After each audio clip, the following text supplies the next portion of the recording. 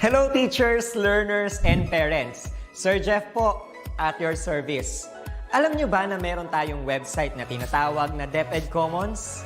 Ang DepEd Commons ay binuo upang gawing accessible ang pagtuturo at pag-aaral dito sa ating bansa gamit lamang ang inyong mga smart devices gaya ng cellphones, tablets, at computers.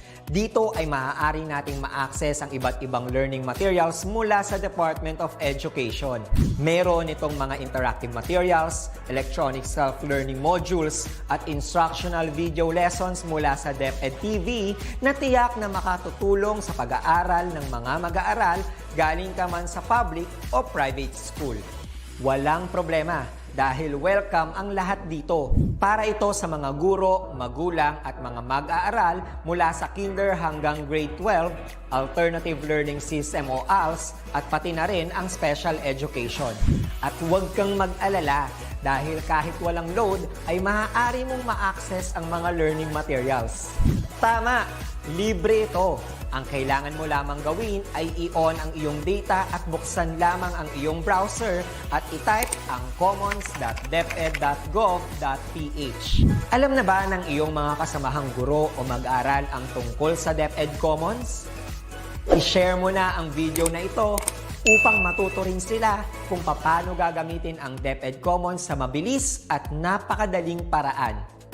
Muli, ito po si Sir Jeff at kita-kits po tayo sa DepEd Commons. Paalam!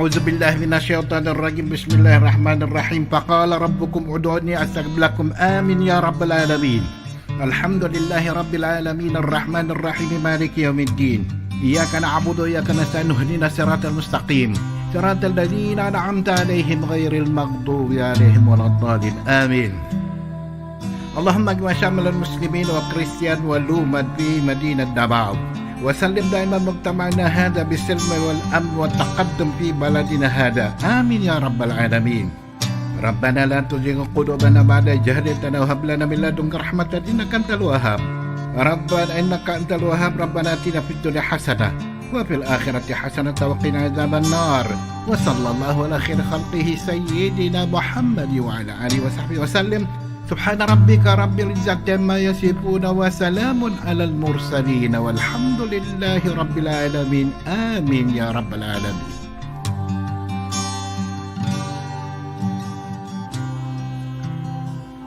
In the name of the Father, Son, and Holy Spirit. Amen. Our most gracious Heavenly Father, we come to you today to praise and worship you and give you thanks for all the things you continue to provide for ourselves and our families. Father, we humbly ask for forgiveness for all the times we have offended you. When we forget to acknowledge your presence in the image of our brothers and sisters, and for moments we fail to be good stewards of the blessings you have given us.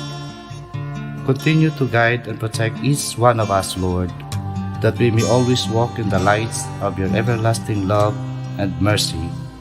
Grant us, Father, with your comfort in times of distress and with your strength in times of weakness. Bestow upon us your unending grace and healing, that we may in turn become instruments of gentleness and compassion to others. We ask all this in the name of your Son, our Lord Jesus Christ, with the prayer and the intercession of our Blessed Mother. Amen. Manama, mawantog ka. Warag po ko ilingkoy ko. O Diyos, kahibulungan ka. Busa ikaw lang ang simbahon ko. Busa ikaw lang ang alagaran ko.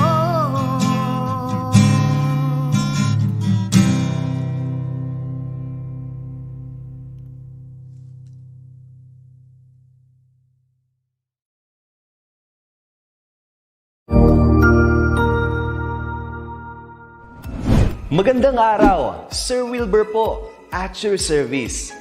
Narito ang ETULay upang gabayan ka sa inyong pag-aaral upang lubos na maunawaan ang iba't ibang paksa o subject. Ang ETULay ay isang free online tutorial class na pinangungunahan ng DepEd Educational Technology Unit sa pamumuno ni Undersecretary Elaine Del B. Pascua.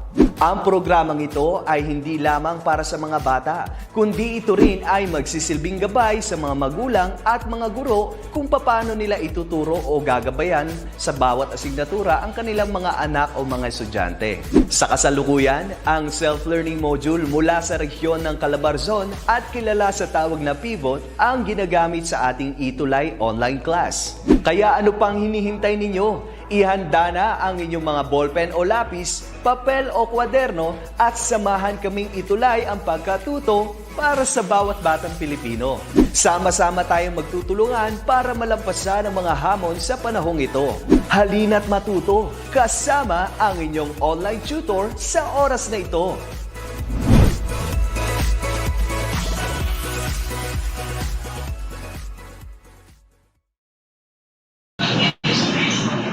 Yes, hello. So magandang umaga po sa lahat ng nakatutok sa atin ngayong araw na to. Ako po ulit si Sir Jeff, ang inyong magiging tutor para sa araw na ito. At ngayon po ay magdi-discuss tayo ng ETULay ICT 7.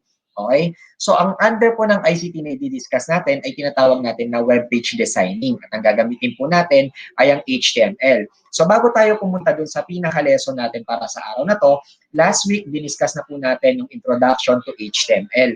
So, ang mga tags na na-discuss natin ay yung HTML tags, head tags, title tags, heading tags, and as well as the paragraph tags. So, ngayon naman po, ang gagawin naman natin is ituturo ko po sa inyo kung paano ninyo gagamitin ang list. Okay? So, alam naman natin, di ba, kahit, halimbawa, pupunta tayo sa supermarket, usually, nagre-lista tayo ng mga grocery items na binibili natin. Ngayon, dito po sa web page designing, meron din tayong tinatawag na list. Kasi syempre, alam naman natin na there is a lot of information na kailangan nating mailagay at maipakita sa mga viewers natin sa ating mga website. Kaya naman kailangan natin itong i-organize. So ngayon po, i-share screen ko na po ang aking topic for today, which is all about HTML list. And if ever po meron kayong mga question, wag po kayong maging hesitant na mag-comment lang at as much as possible sasagutin po natin. Okay? Yan. Okay, share screen tayo.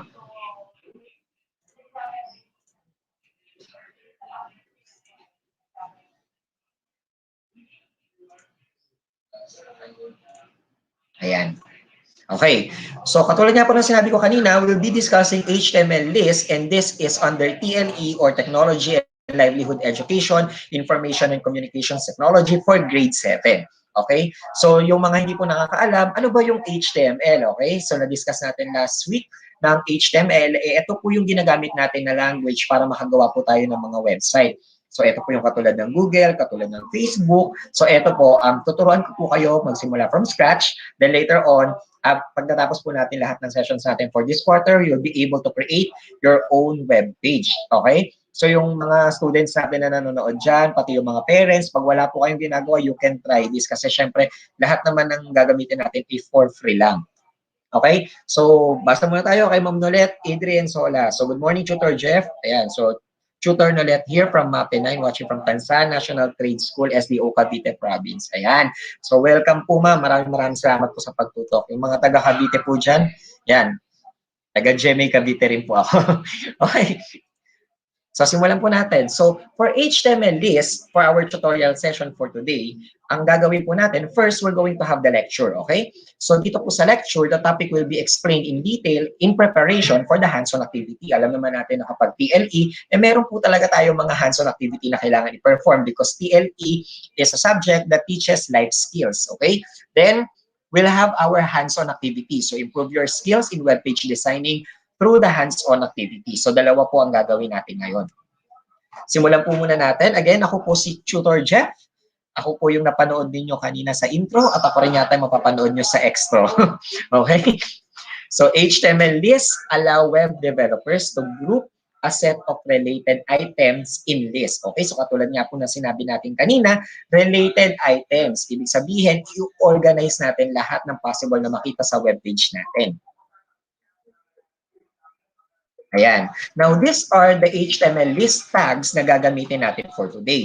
The first one is the UL tag. Okay? So, bakit ba siya tinawag na UL? Because it stands for unordered list. Pag sinabi natin na unordered, ibig sabihin wala siyang specific na order na sinusunod. Okay? The next one is the OL or the ordered list. Pag sinabi naman natin na ordered list, meron siyang sinusunod na sequence. Okay? The next one is the LI tag, which defines a list item. Okay? Next, we have the DL tag or the description list, followed by the DT tag, defines a term in a description list, and as well as the DD tag, which defines or describes a term in description list. Okay po? So ngayon, para mas maintindihan natin, from the word na list, okay? So ano ba yung ginagamit natin? Bakit kailangan yung list, okay? It is used to organize information for easy understanding and retrieval. Okay? Kapag ang mga items na hinahanap natin ay naka-organize, mas madali natin nakikita, mas madali nating nare-retrieve. Pag sinabi natin na retrieve, madali nating nahanap at nakukuha. Okay? So yan po basically ang kailangan natin because we know that web pages is of course contains a lot of information. Kaya kailangan natin silang i-organize. Okay? Now, this one is an example of the unordered list. Okay? Now, nakikita nyo po sa screen, sa left ninyo, ayan po ang ating mga tags. Okay? Ayan po yung itatype natin sa notepad. At yung nakikita nyo naman po sa right side, yan po ang ating output. So, ibig sabihin, yung output po natin, ayan yung makikita sa browser. Okay? So as you can see, the same with what we did last time, we have the HTML tag, we have the body tag. Now the H2, yung ginamit natin last time is H1, okay? Because the H1 is the largest font size, okay? The H there stands for header, okay? Ngayon yung binanggit ko kanina, we have the UL, it stands for unordered list, okay? Now, we will be using the opening tag of UL and the closing tag of UL. Okay? Kailangan magka-partner siya kasi lahat po ng tags natin sa HTML, most of them ay merong opening and closing tags. Okay? Now, we have here the LI. Okay? So, ano yung LI natin kanina? It stands for list item. Ibig sabihin, gagamit po tayo ng LI every time na ini-indicate natin kung ano yung mga item na gusto nating makita dun sa ating list. Pag hindi po natin nilagay yung LI, hindi maglalagay ng bullet or ng letters or ng numbers dun sa ating list. So, mababaliwala yung paggamit natin ng list. Of course, kailangan natin ng closing tag para sa body and closing tag para sa HTML. Okay? Now, this is the output that we're going to produce later on. Okay? So, makikita ko po yan sa inyo mamaya kung paano natin gagawin. The next one is the ordered list. Okay? So, i-compare natin yung kanina, an ordered list, mapapansin niyo dun sa coffee, tea, at saka milk, ang nakalagay lang ay bullet. Okay? Ngayon, ang mapapansin niyo sa ordered list, ang nakalagay ay number. Okay? So, bakit number? Because it is in order. Alam naman natin na it is in ascending order because we have here the numbers 1, 2, and 3. So, possible that the number 1 is our priority in our list. Okay po? So, what is the difference? So, sa ginamit natin kanina, almost the same thing with the tags that we use for HTML. But, the difference is, instead of using UL na ginamit natin kanina, which is an ordered list, ang gagamitin naman natin ngayon is OL. Okay? Ano ibig sabihin ng OL? It means ordered list. And magkakalimutan ang paggamit ng LI or list item para malagyan ni HTML ng corresponding list or ordered. Kung pwedeng letters, kung pwedeng numbers. Okay? Next naman po is yung tinatawag natin na description list. Okay? So ito yung usual na nakikita natin sa mga dictionary. Most of the time, there are terms na kailangan nating i-define. And para mas madali is we will be using the description list. Now, in using the description list, kung mapapansin niyo dito sa ating mga tags, we have the DL tag. Okay? So ano ibig sabihin ng DL? Description list. Okay?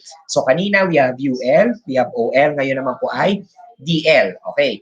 Now, we have here the DT. Okay. So, ano yung DT natin kanina? Definition, term. Diba? Okay. So, ibig sabihin, yun yung word na lalagyan natin ng meaning. Okay. Next, ano naman yung sumunod dyan na tag natin? We have here the DD. Okay. Ibig sabihin, description, definition. Okay. So, yung term natin kanina na dinescribe natin, ay makikita natin ang description niya, yung definition niya sa tag ng DB. So, kailangan magkasunod po yan para pag nag-appear siya sa output natin, magkasunod pa rin siya. Okay? So, ngayon, before we proceed with the hands-on activity, kailangan maintindihan natin yung pinagkaiba-iba nilang tatlo. Okay? So, tandaan po natin, when we say an ordered list, we are listing the terms or the words that are using only bullets, unordered. Wala siyang specific na order na kailangan sundin. The next one is the ordered list. Pag sinabi natin na ordered list, ito yung mga list na gumagamit ng mga letters, numbers, or Roman numerals. Sumunod naman is the description list. Okay? So it is used for listing definitions or description of a word. Okay po? Ayan. So now we will proceed with the hands-on activity in our HTML list. Okay?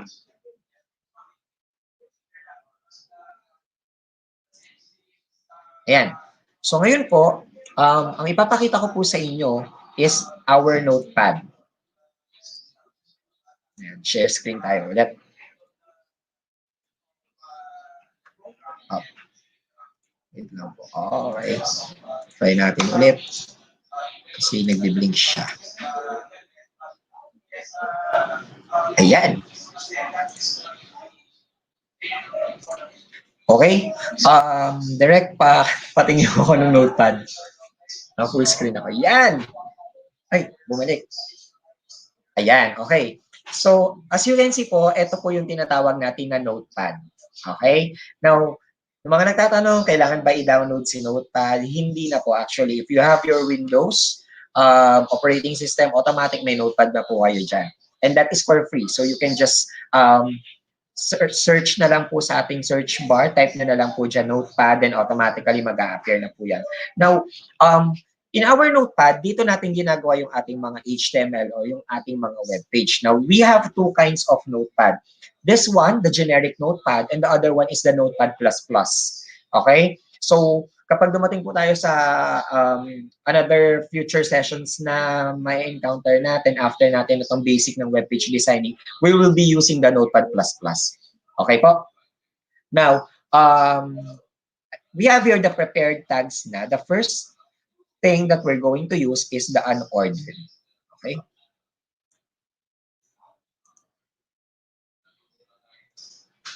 Okay. So, We'll now proceed with our notepad. Okay. So kanina, yung ginawa nating sample, yung pinakita ko sa inyo, na in-explain ko, eto na po ngayon yung tags niyan. Okay? So para mabilis tayo. Okay. So we have HTML, we have the body, H2UL, we have LI for the list item, we have /UL for the unordered list, the /body, and the /HTML. Now, since nakita nyo na yung output kanina, baguhin naman natin ngayon. Okay? Siguro we'll have another kind of drinks. Hindi. Siguro mas masarap kung mga food naman. So, we'll have burgers. So, we have spaghetti. Yan. Okay. Then, we can have fries. Okay. So, ngayon po, if you have your notepad, what you're going to do, you just have to click File, then click Save As. Okay? Ayan. So, makikita po ninyo, mag-a-appear ngayon, you will be redirected to your documents, but I would like you to use your desktop para mas madali po natin makita. Now, in our desktop, we're going to save it kasi kailangan natin i-save in a different format. So, we will be using a different file name. So, unordered. Okay, so we have unordered.html. Ayan. So, yan po yung gagamitin natin na file name. We need to use .html. Bakit? Kasi it will give a command dun sa computer natin that what we are doing right now is a web page. Okay? Kasi pag sinave natin siya as .text, hindi siya i-recognize ni computer as a web page. Ang tingin sa kanya is just a simple text. Okay? So, we will now click Save. Okay. So, minimize muna tayo. Yeah. Okay. So now, dito po sa aking desktop, magkakaroon tayo ngayon dyan ng browser. Now, whatever your default browser is, yun po yung magiging icon, yun yung magiging icon niya. Okay? So, yan, wait. Kailangan ko siya i-drag. Okay, yan. So, as you can see, nakalagay dyan an unordered HTML list. Okay? Zoom muna tayo. Yan. Ay, sobra. Yan. Okay. So, with this one, an unordered HTML list. So, we have burgers, spaghetti, and fries. So, ito yung tinype natin kanina, di ba? Doon sa ating notepad. Ayan. So, kung mapapansin ninyo, ito yung tags natin kanina. Yan. Ito yung tags natin. Ito ngayon yung output natin. So, this one is an example of unordered list. So, bakit siya naging unordered? Kasi gumagamit tayo ng bullets. Okay po? Okay. So, ngayon naman, we'll change this one to OL. Okay? So, kanina yung example natin is OL. Okay? So, baguhin na natin ngayon.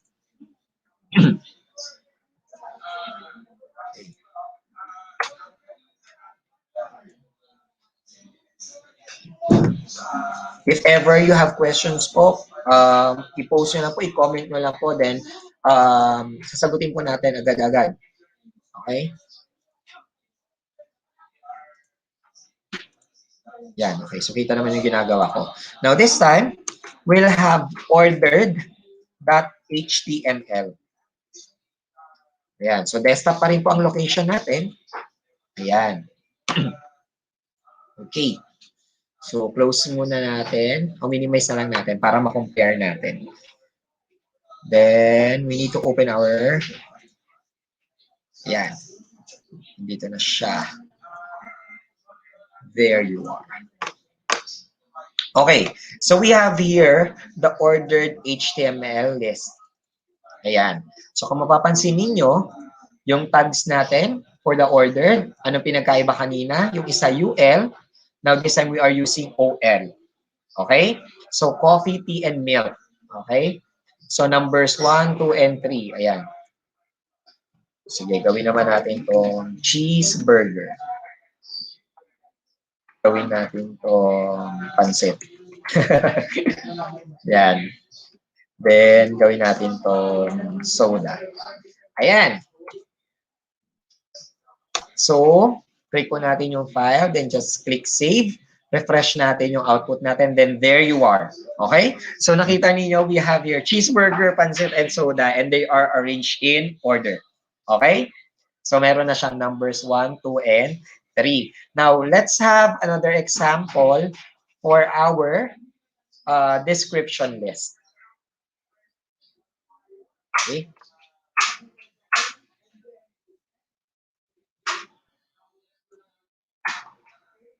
Yan. Okay po. Yan. So, ngayon, save natin ulit. Save as. Then, we'll have description. .html. Huwag kakalimutan yung .html and automatic the location is desktop para pumadali natin siyang makita. Okay? Ayan. So, balik tayo sa ating desktop.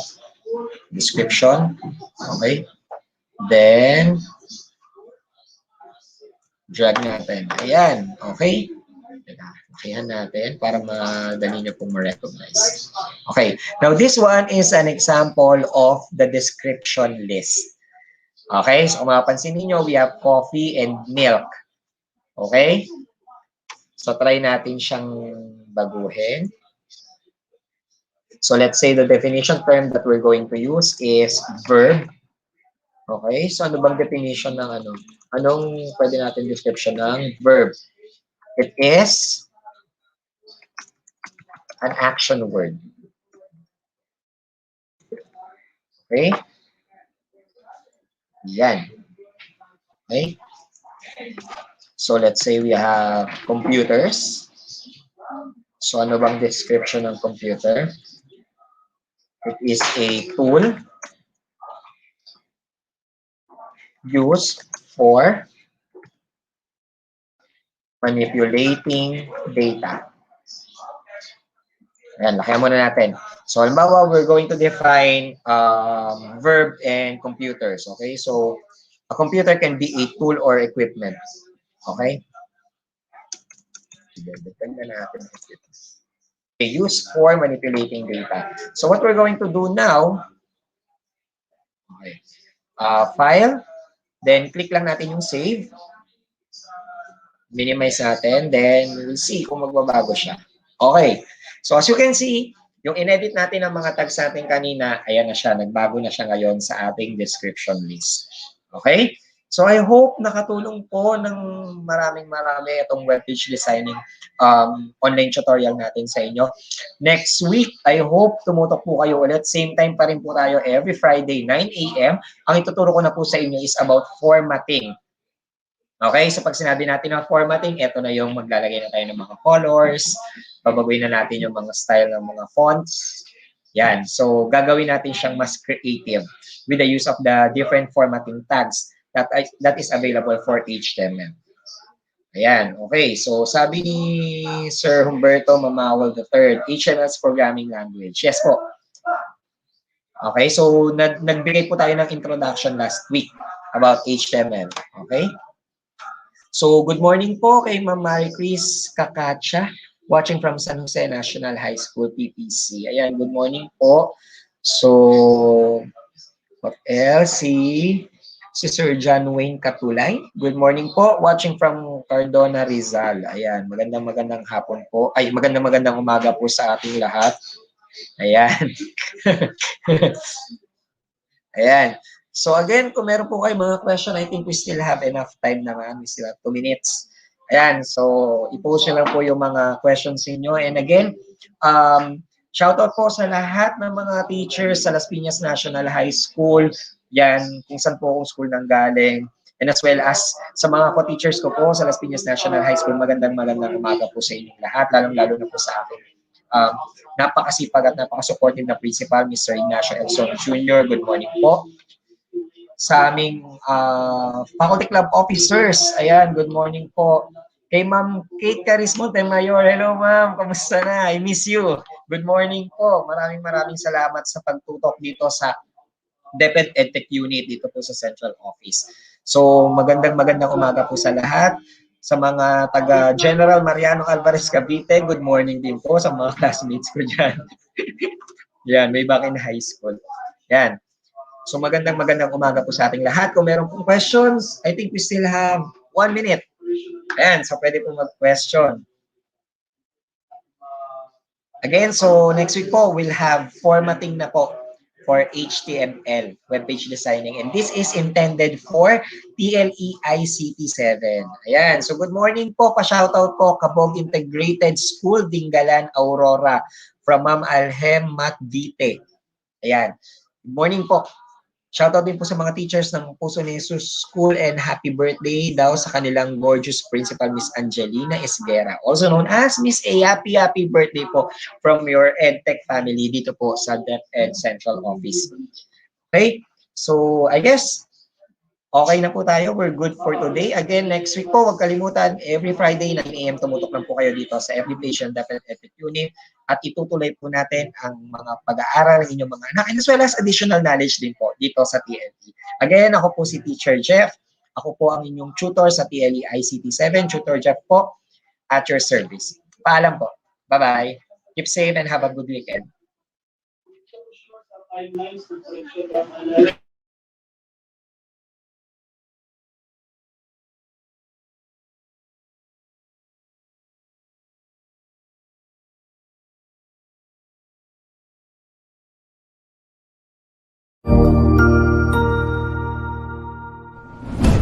Good day, this is Teacher Rowan. I'll be your guide in exploring Google Apps for Education, for teaching and learning. In Google for Education, teachers can connect and collaborate easily while staying on task. It gives teachers the freedom to spend more time personalizing the learning experience and less time managing it. Students can learn essential skills such as 21st century problem solving, which they can use it in their future careers. As such, the accessibility features will also help and assist every learner to do their best work. Google offers different useful applications that we can use to connect education to technology. This will help our teachers as a 21st century educators to innovate and find ways on how to make teaching and learning more exciting, engaging, effective, and flexible to the demands of the society. Let's re-explore the education experience by discovering new angles to create, collaborate, and communicate as one. Para sa bata, para sa bayan, at para sa guro. Ang pagkatuto, huwag gawing komplikado. Sulong edukalidad.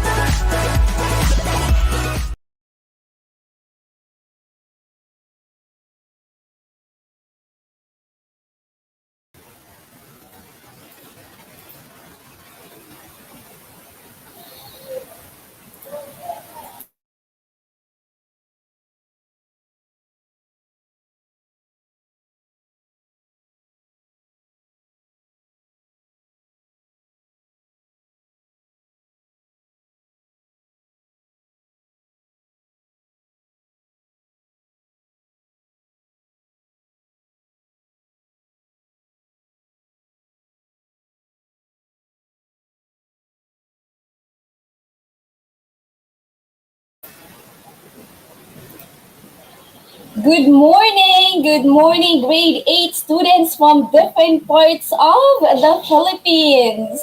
Good morning also our guardians and parents and teachers also who are watching with us here this very time. Okay, so before we start, let me introduce myself first. Okay, I am your teacher and I'm your TLE buddy for this very time. I'm Teacher Jazz at your service. And I am happy to be here again, okay? And this morning, we're just going to continue what we really talked about last Friday actually, okay? So this is the continuation, and we're going to have more activities, and we're going to answer the remaining activities that we had last week. So before that, let's have a quick and short prayer. Thank you, Lord, for this very time. Thank you for the opportunity that we will we will be learning here again. We ask for your knowledge and for your wisdom. In Jesus' name we pray. Amen and amen. Okay, and let's have our attendance checking. Okay, shout out din po sa mga teachers ng Puso ni Jesus School. Okay, and happy birthday sa aming principal, Miss Angelina Isguera, also known as Miss A. Oh, happy birthday, ma'am! And also good morning sa lahat ng nanonood from Borromeo Brothers Elementary School. Thank you for watching with us this morning. Okay, so without much further ado, let me share my screen first so that we can continue with our discussion. Sharing my screen to you. Okay, so there you are. There you are. I hope that you guys can see it. Good morning po from Cabog Integrated School, Dingalan, Aurora. Okay, so there you are. Okay, so you can now see my screen. Okay, so last time we did talk about the Japanese 5S in the workplace. I don't know, but I hope that you can still remember that. Okay, so 5S. Okay, that 5S.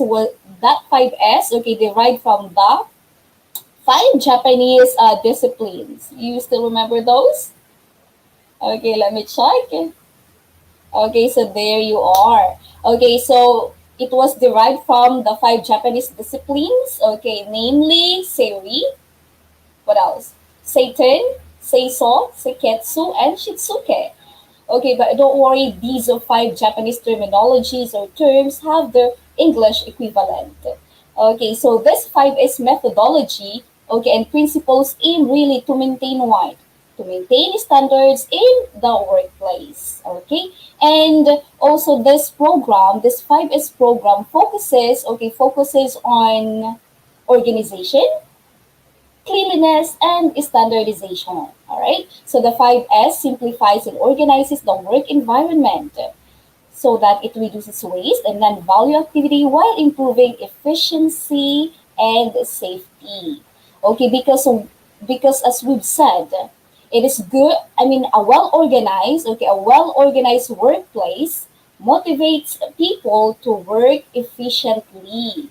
Okay, so when we say efficiently, that has something to do with working or operating in an organized, quick, and effective way. All right.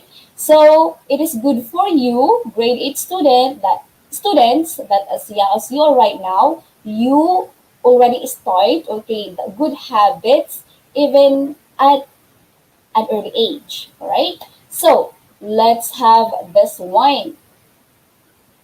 Okay. So here, below the Japanese 5S and their English equivalent, okay, Seri, we have, when we say Seri, that is sort in English.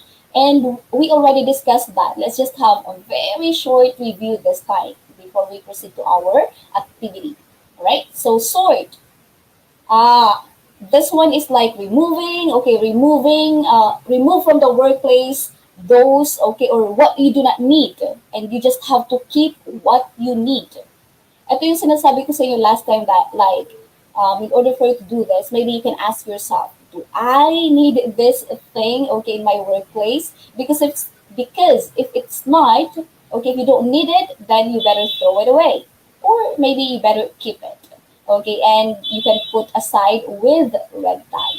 Okay, that is sorting. Okay, and next one we have, what's this one? Let me highlight it.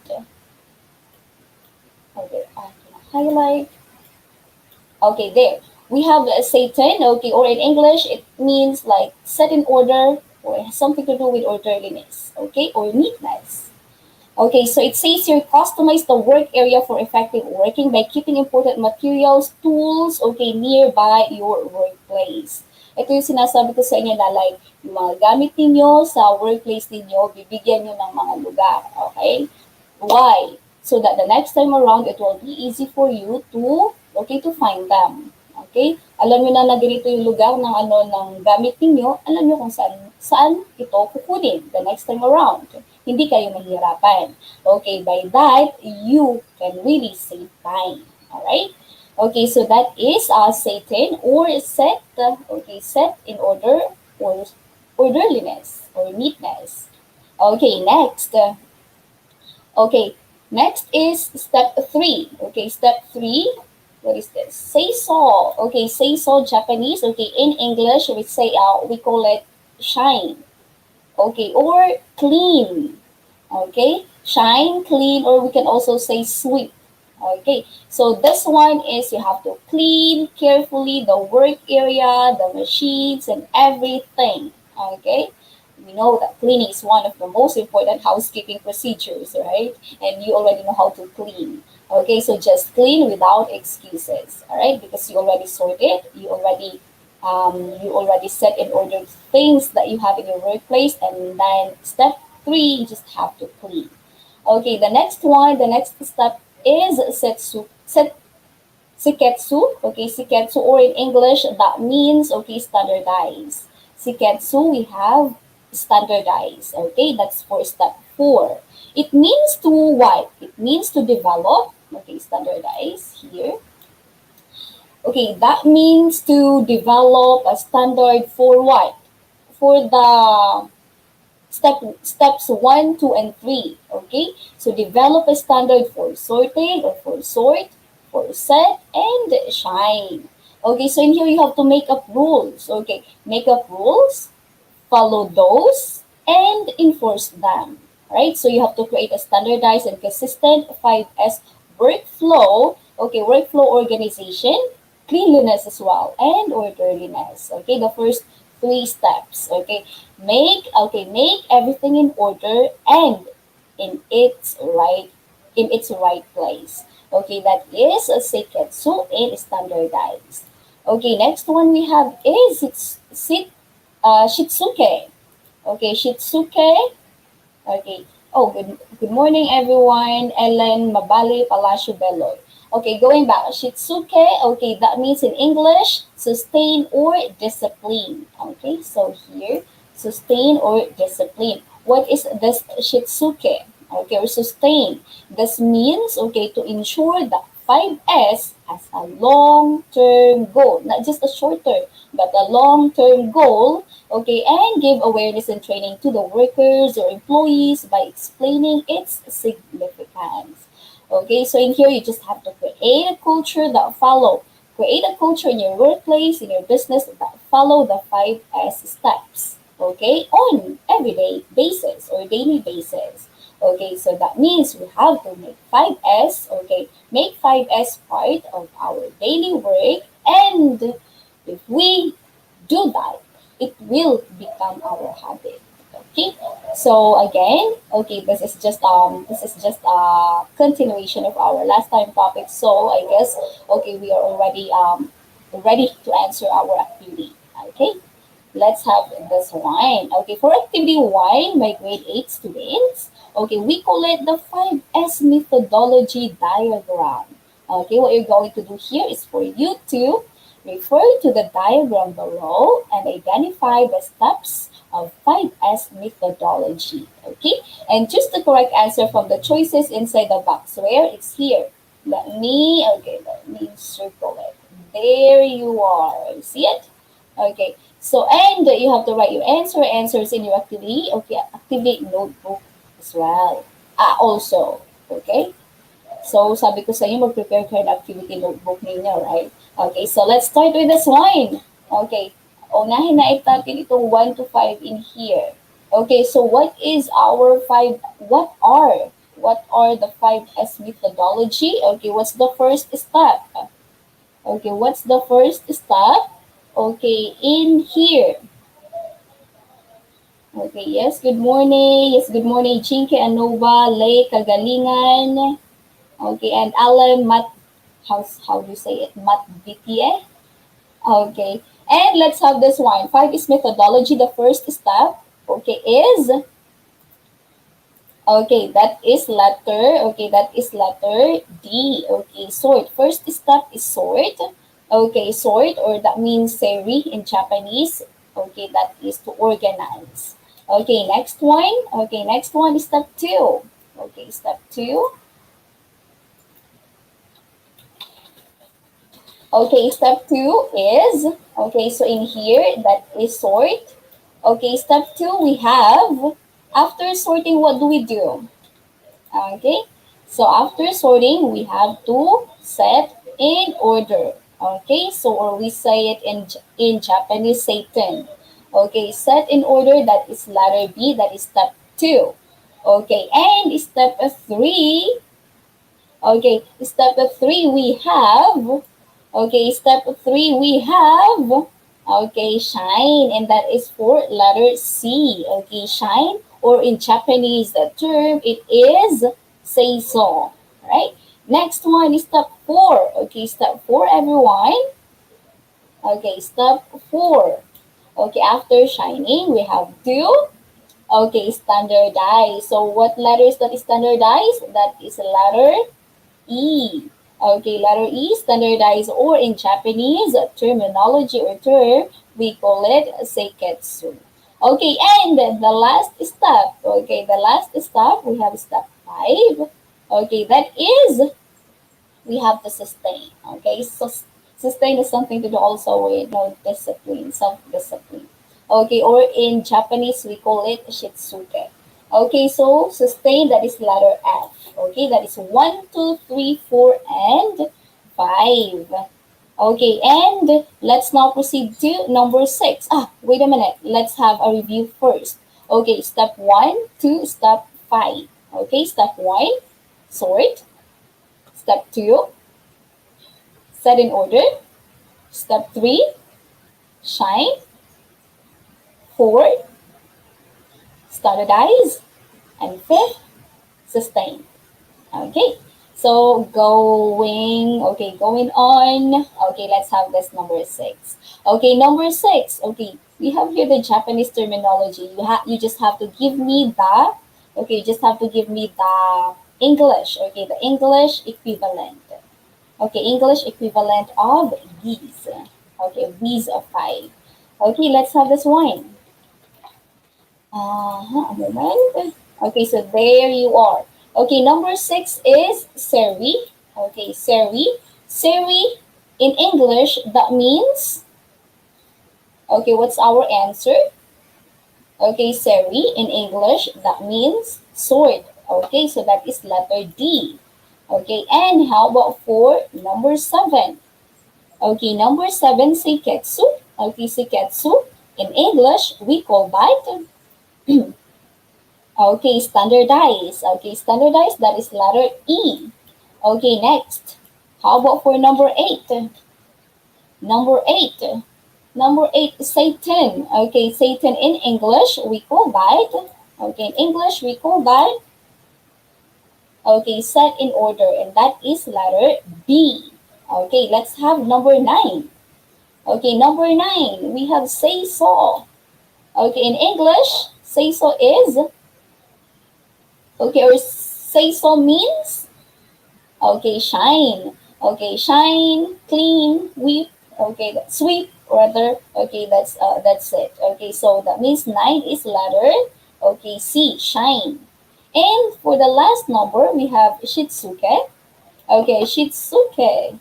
Okay, shitsuke in English, that means, okay, that's letter, okay, that's letter F. Okay, it means sustain. All right. Okay, so let's have this one. Okay, so again, tingnan natin kung tama tayo. Okay, I guess we made it. We did it. Okay, seri means sword.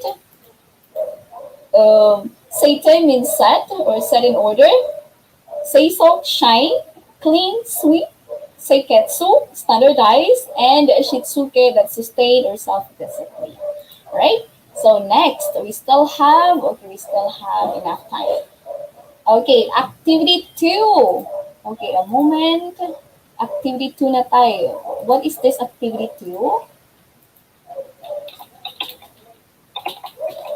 Okay, for activity, we call it matching type. Okay, so all you have to do is to match column A to column B, and you have to write your answer in your activity notebook. Okay, let's have this one. Okay, let's start with number 11. Okay, number 11. It says here, it means to maintain standards 4. Sort, set, and shine. It aims to maintain standards for sort, set, and shine. Oh, ito yung yung first 3 steps, right? Okay, so let's have this one. Okay, for number 11, that is, okay, ano yung fourth step? Yun yung sagot dito. Okay, so 11, ang fourth step natin, standardize, right? Okay, standardize, or we say it as seiketsu. Okay, standardize, that is letter, okay, letter C in here. Okay, number 11, that's letter C. Okay, how about 4? Okay, how about 4? Number 12. Okay, number 12. It means to organize the workplace by removing obstacles, broken, and unnecessary items. Or could it be like dirt and all? Okay, so number 12, it means to organize the workplace by removing obstacles, broken, and unnecessary items. Okay, organize, that means what? For number 12, that is step ano yan? Okay, that is sorting. Okay, or sort, that is letter. Okay, that is letter B. Okay, so let me highlight letter B now. Okay, here, letter B, that is the answer for number 12. Okay, next, let's have this one, 13. Oh, it is an act or process of keeping or measuring instrument in a special place while it is not being used. Okay, number 13. Okay, what is this? It is an act or process of keeping, measuring instrument in a special place while it is not in use. Okay, our answer here is letter. Okay, that's letter E. What is that letter E? Okay, that's storage. Okay, so next one. Okay, how about number 14? Okay, number 14. It represents the 5 disciplines. Okay, 5 disciplines or principles to maintain standards in the workplace.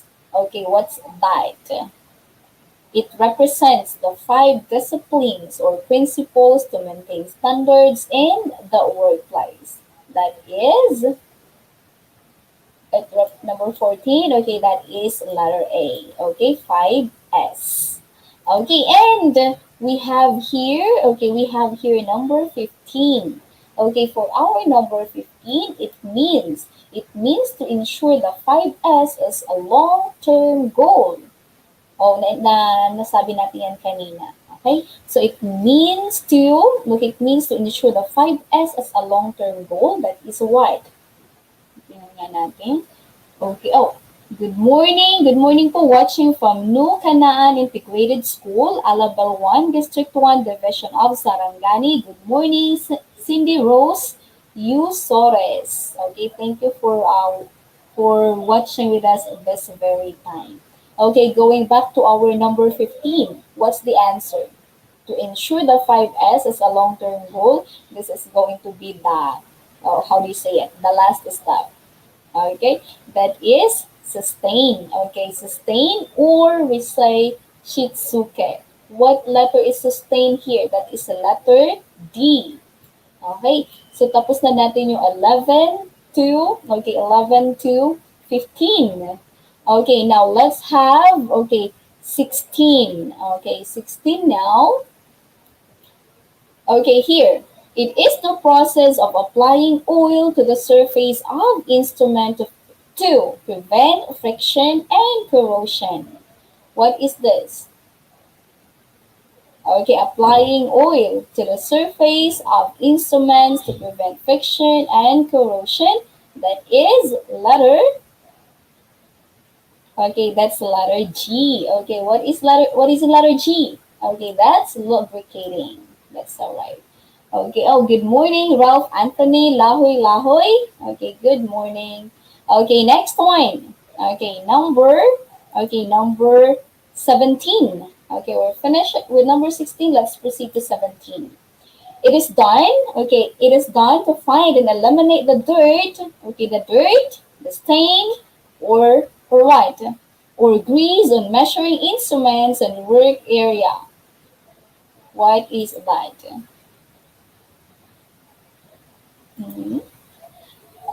Okay, so for number 17, that is, okay, letter F. Okay, what is in letter F? That's cleaning. Okay, that's all right.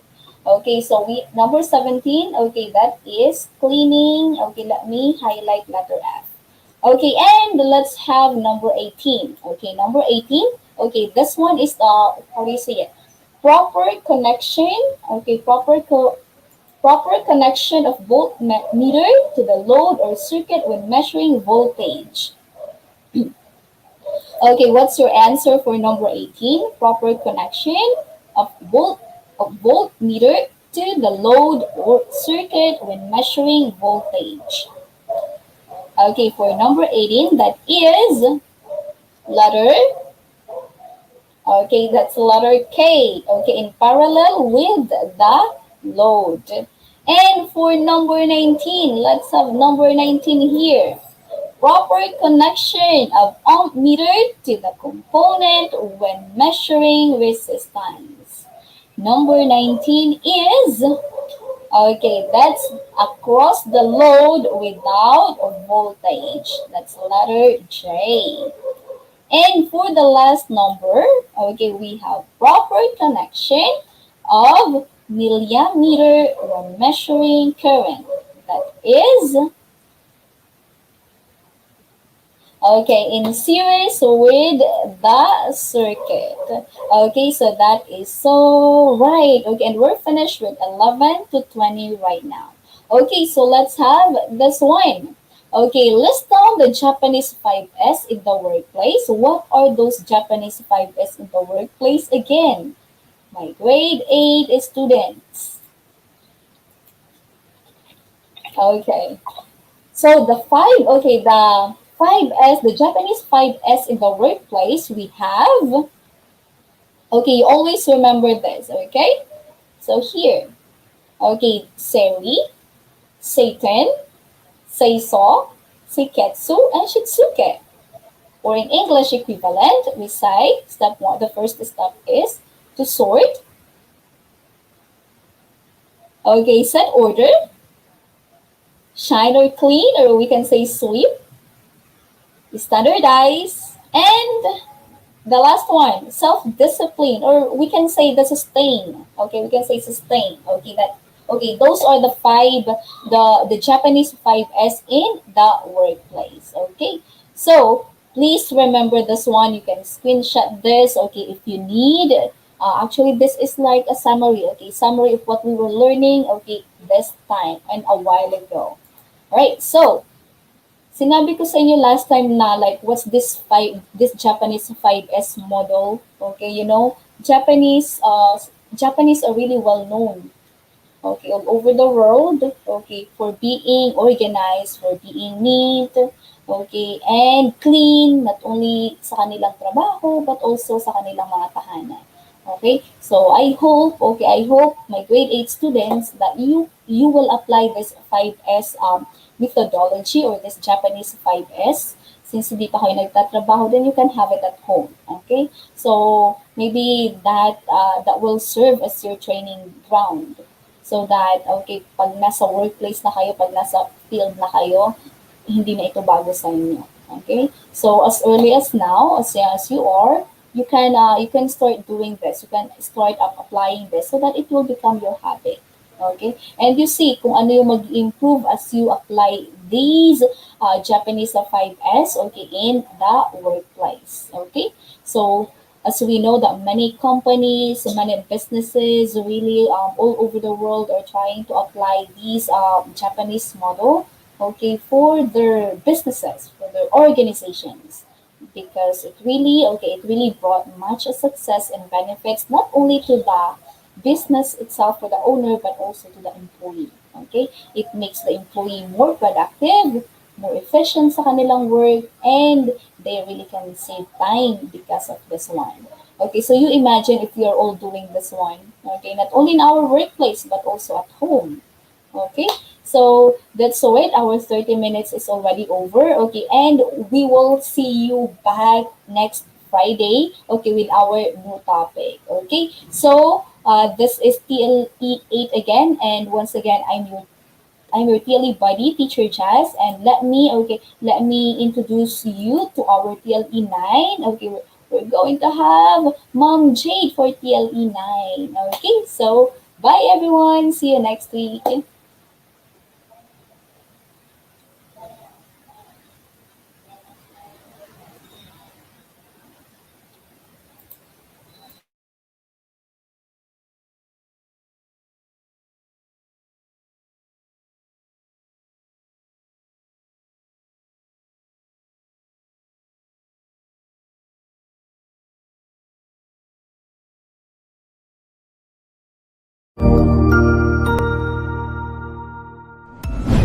Sigurado ako na marami ka na namang natutuhan sa ating ETULay tutorial session ngayong ito ay hindi lamang para sa ating mga mag-aaral, kundi pati rin sa ating mga minamahal na guro at mga magulang na kaagapay natin para maituloy ang pagkatuto sa kabila ng nararanasang pandemya. Patuloy ding sumubaybay sa DepEd TV para sa mga araling ginawang video episodes. Mapapanood ito mula Lunes hanggang Sabado, alas 7 ng umaga hanggang alas 7 ng gabi sa inyong mga telebisyon. Abangan sa Lunes mula 1:00 ng tanghali ang iba pang aralin sa ating ETULay free online tutorial session sa Science. I-like and subscribe at manatiling nakasubaybay sa ating ETULay tutorial session sa DepEd EdTech Unit FB page at Educational Technology Unit channel sa YouTube at sa DepEd Tayo at DepEd Philippines social media accounts. Paalam!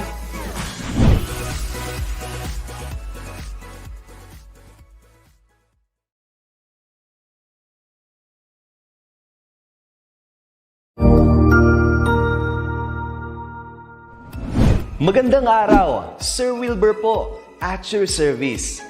Narito ang ETULay upang gabayan ka sa inyong pag-aaral upang lubos na maunawaan ang iba't ibang paksa o subject. Ang ETULay ay isang free online tutorial class na pinangungunahan ng ICTS Educational Technology Unit sa pamumuno ni Undersecretary Alain Del B. Pascua. Ang programang ito ay hindi lamang para sa mga bata, kundi ito rin ay magsisilbing gabay sa mga magulang at mga guro kung paano nila ituturo o gagabayan sa bawat asignatura ang kanilang mga anak o mga estudyante. Sa kasalukuyan, ang self-learning module mula sa rehiyon ng Calabarzon at kilala sa tawag na pivot ang ginagamit sa ating ETULay online class.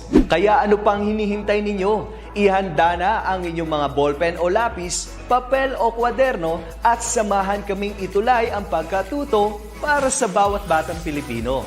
Sama-sama tayong magtutulungan para malampasan ang mga hamon sa panahong ito. Halina't matuto kasama ang inyong online tutor sa oras na ito.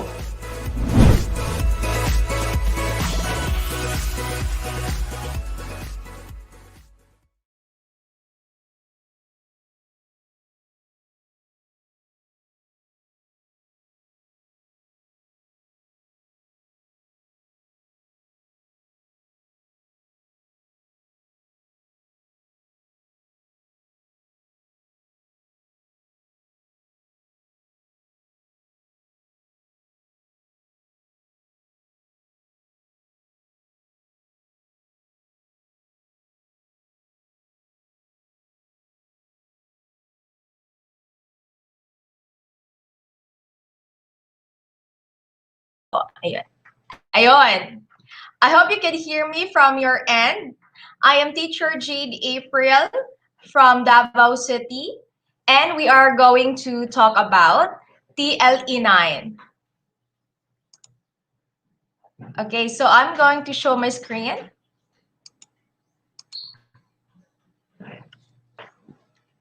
I hope narinig nyo na ako dyan sa inyong end.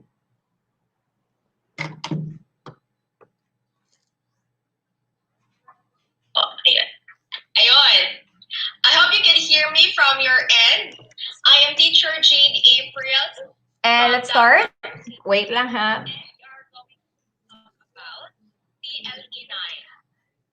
So TL9 po tayo mga kasamang mga estudyante at mga guro.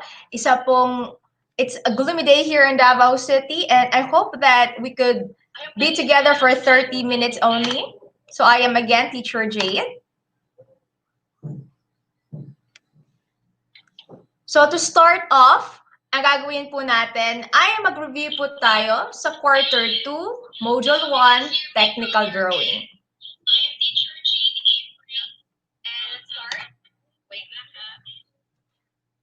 So let's start, mag-review tayo. So in the previous airing natin, ito po ang pinag-usapan natin. Nag-usap po tayo about technical drawing. Naalala niyo pa ba ang ating wiring diagram?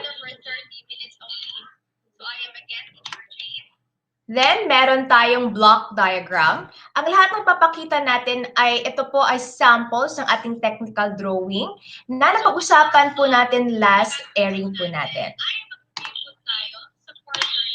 Next, ito din ang iba-ibang klaseng technical drawings na kailangan po nating matutunan sa ating EPAS or Electronics Products and Assembly Servicing.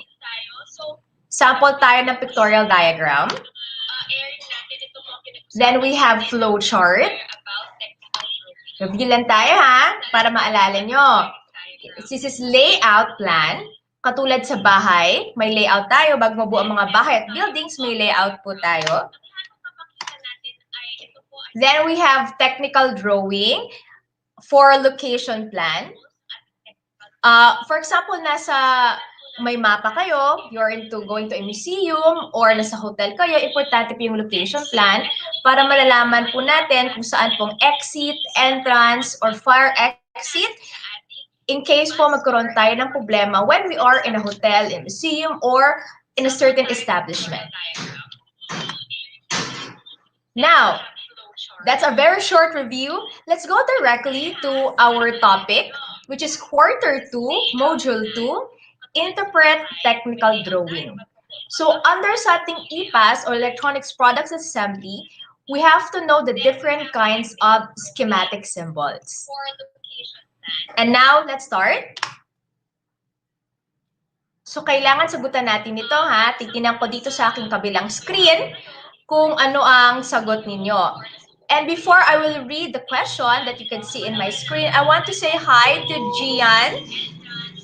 Watching from Davao City, siya po ay aking estudyante from grade 9 Banahaw. Hello, Gian. So let's start. So number 1 question, what type of capacitor provides a fixed amount of capacitance? Kahit sino sa inyo dyan nanonood, pwedeng sumagot. Ano kaya? Is it A, fixed capacitor? Is it B, variable capacitor? Is it C, polarized capacitor? Or is it D, trimmer capacitor? 5 seconds lang. And now, let's start. Ayun. Our answer is a fixed capacitor. So, meron tayo ditong keyword na fixed amount. Okay? So, fixed the word. So, a fixed capacitor has a fixed amount of charge. Ibig sabihin, the unit system for capacitor is called microfarad. Pag sasabihin natin 10 microfarads lang, fixed amount ang capacitance niya. Hindi umaakyat, hindi bumababa ang charge ng ating capacitor. Let's go forward. Okay, so a fixed capacitor is a type of capacitor that provides a fixed amount of capacitance. Ito po, sa gilid niya, ito po ang kanyang, ayan, gawa tayo ng laser pointer ha, gamit tayo. So ito ang kanyang symbol of a fixed capacitor. Ito din ang samples ng ating capacitor. Sa module nyo, baka nagtataka kayo, ito ang itsura ng sample ng ating capacitor sa module ninyo. However, a fixed capacitor can be any of this. Okay? So ito siya, ang tawag dito ay ceramic capacitor. Okay? Pero ito namang mga ganitong capacitors, yung parang balde, nakikita natin ito sa mga boards ng ating TV boards or circuit boards, except sa cellphone, maliliit na yan sila. So ito sila ang tawag ay capacitors din. But the capacitors that you see here, they could be fixed capacitors. Moving forward, let's go to number 2. So tingnan natin, tingnan ko dito. Oh, sumagot si Gian kanina, A daw ang sagot. Very good, Gian. Let's have number 2. Sige ha, basahin ko, sagutan nyo na. What electronic component allows current to flow in one direction only? Is it A, thermistor? Is it B, transistor? Is it C, diode? Is it D, Zener diode? 5 seconds na. Isip. So, tingnan natin ha. Sana aking mga students, no? Nag-attendance pala si ma'am para sa aking mga students from grade 9 Victoria, Canlaon, Kitanglad, grade 9 Banahaw, at grade 9 Diwata. Saan po kayo? Ang sagot natin ay C, diode. So ano ba ang diode? Two-terminal electronic component that only conducts current in one direction. So, ibig sabihin, if the current flows from left to right, ganun lang talaga yan siya. Hindi siya pa balik-balik. Okay? So, ito naman, ang symbol ng ating schematic symbol of a diode. Okay? Dito, sa left side, ito yung anode. Ito naman yung cathode. Ayun. Si anode, siya yung positive side ng ating diode. Si cathode, siya ang ating negative side ng ating diode. And electronics, the polarity is very important. Okay? So para sa inyo mga wanting to be a technician, remember that polarity, yung sinasabi ting positive and negative side, importante yon. So kung may nakikita kayong diode, etong puro black, siya ang positive. Ang dito naman, yung may cutting streak of gray, yun ang negative side. Okay?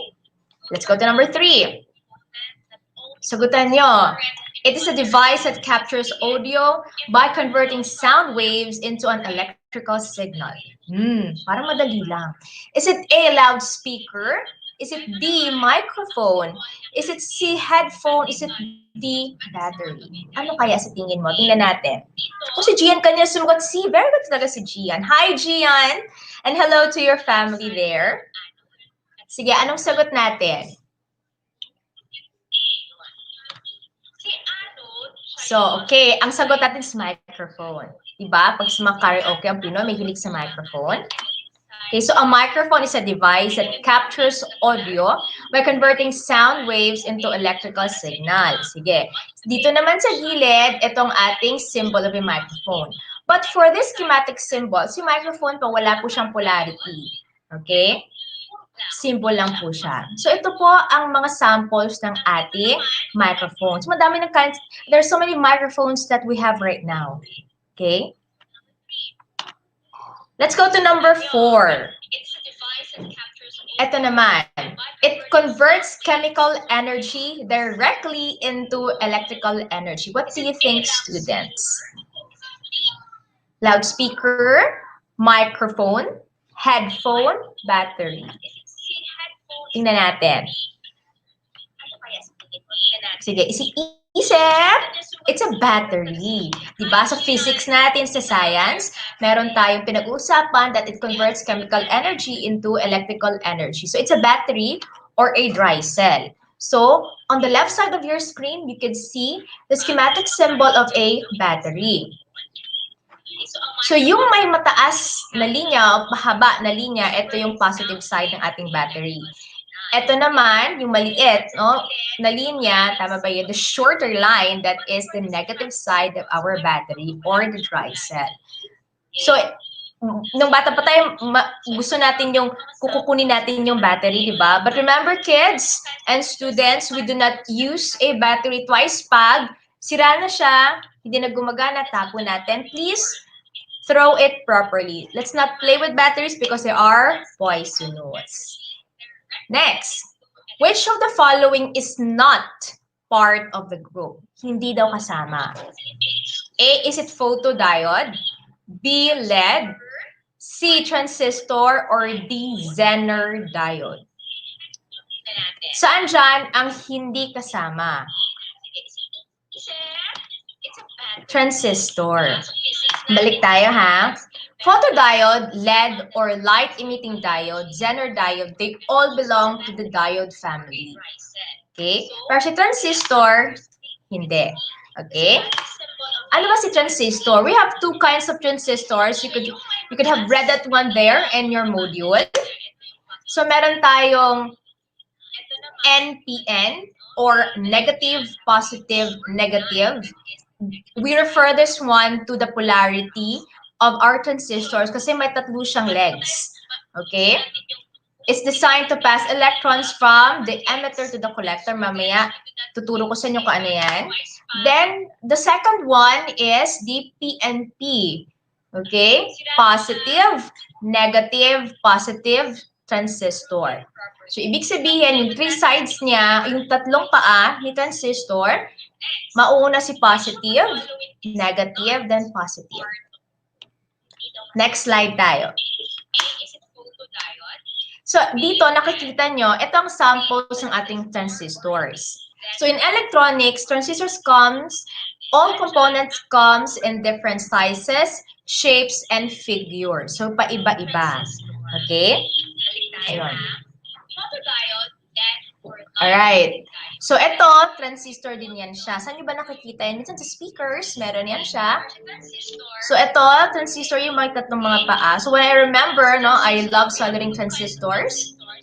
May mga maliliit. Ang ating mga cellphones at digital devices, may transistor po yan sila, pero maliliit. Okay? Mga ganing katulad ng ganito. So, saan ba nakikita si transistors? Ating TV, kung CRT man siya meron. Ang ating mga laptops, meron din yan siya. Ang ating computer desktop o yung tinatawag nating system unit, meron din yan sila mga transistors.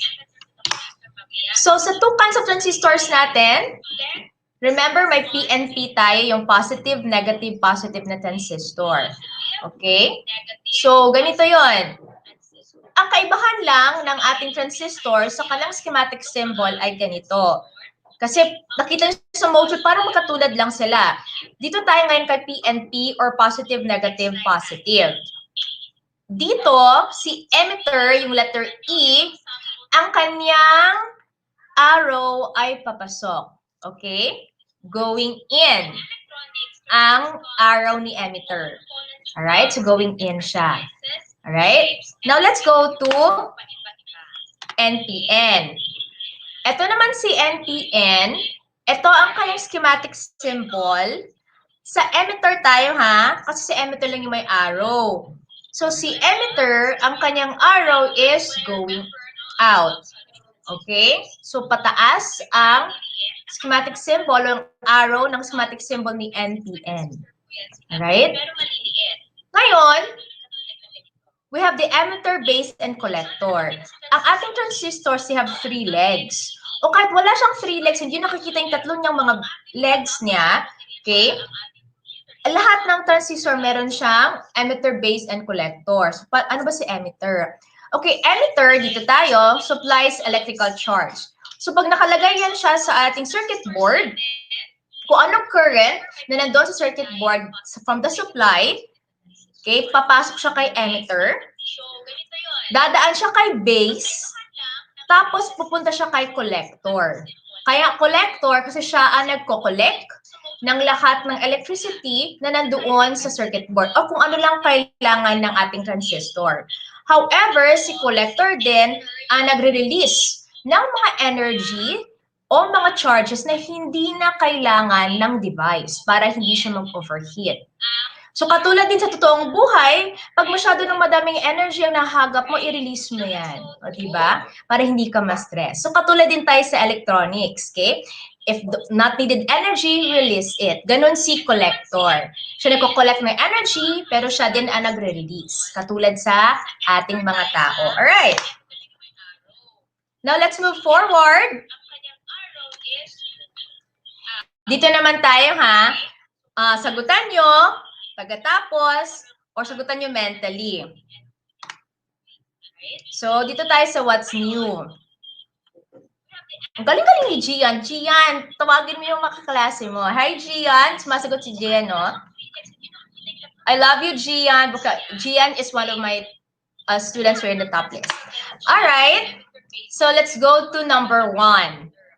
Even though you're not part of my class, sige daw, anong symbol ito? Nakikita natin ito, di ba? Minsan nga, Iba nga hindi na-follow. Sige, recycle. So these are international symbols or signs and symbols that you can find anywhere. At para sa akin bilang guro, importante po ito na matutunan nating mga estudyante para kung pupunta man sila soon at matatapos ang pandemyang ito and we can travel. Okay? Pag nakita natin itong ganitong symbol, alam natin na this is for recycling. So this bin is for recycling. How about this? Ito, alam natin itong lahat. Okay, pag hindi mo ito alam ito, nako. Okay, it's a Wi-Fi signal. Pag hindi full bars yan, lagot. Let's go to number 3. Ito. Okay? So, kakatapos lang po ng ating kahapon, no? Wednesday. It was Ash Wednesday para po sa ating mga kapatid na Katoliko. Nag-Ash Wednesday po tayo. So, we're going to follow almost na po start po of the Lenten season. Sige, ano ito? Christianity. Alright, no? Even if some of us are not Catholic, some of us are Christians or Muslims, it's good that we have religion to follow. Diba? It keeps us grounded. Sige, next. Okay, number 4. Ano ito? Alam natin itong lahat. Familiar tayo dito. Okay? Alright, this is a mobile signal. Okay, minsan naiinis tayo, no? Pag 1 bar lang, 2 bars, but that's a symbol of a mobile signal. Ito. Naku, usong-uso ito ngayon because of our vaccine. Okay? So, it's a medical prescription. Right? Ito naman, anong symbol ito? Anong ginagawa ng tao? Saan siya papunta? Escalator. Ayun. Yan ay isang escalator symbol. Okay, next. 10 na lang. 4 na lang. Ito. Number 7. Anong symbol ito? So, USB or Universal Service Bus. I hope you can see this one. Titingnan, makakita niyo ba? Ayan, ito, di ba? I hope you can see it there. This one, ito, flash drive talaga yung tawag nito. Okay? But in layman's term, we call it USB. Later, I think mapapag-usapan yan sa CSS natin with Sir Marco. Okay? So, yung USB, yun yung port. Nasa ating laptop, nasa computer. Ito nang binibitbit natin, yung flash drive. Nakikita ba? Ayun, parang feeling si ma'am. Sige, let's go to number 8, Bluetooth. Minsan nasasabi sa Bluetooth, your Bluetooth device is ready to pair. Diba? Saya-saya. Let's go to number 9. Female. Para sa inyo itong mga kabaihan. The symbol of feminism, the female. Alright? Diba? Ito naman, symbol for a male. Sana nasagutan nyo, mga estudyante ko. Alam ko, nagsumagot kayo nito at nagsabit kayo ng yellow paper sa akin at magic paper. But I hope you got it correctly. And last 5 minutes, let's move forward. Sige. What you can see now is called a schematic diagram. When I was a student back there, back in University of Southern Philippines. Hello po sa aking mga professors dyan sa USEP, Barrio Obrero Campus. Minemorize namin ito. Okay? Minsan masakit sa ulo, pero wala tayong magawa. So, let us name the symbols that we can see in the schematic diagram. Okay? So, tingnan natin kung ano sila. Let's start with number 1, number 2, and saan ba si number 3? Ayun, number 3. Sige. So, this is number 1. Ano kaya ito? So, that's a schematic symbol of a polarized capacitor. Okay, so may polarity siya, right? Dapat hanggang dito lang siya. Kasi ito dito, ground niyan siya. Or grounded, no? Okay, so kailangan, in circle na ito, kailangan dito lang siya dapat. Sige. Next tayo, number 2. Ito, it's air core inductor. Okay, so ito sila usually, pag mga conductors, they're the one that conducts electricity. Yung nakalagay sa coil or magnetic coil. Okay?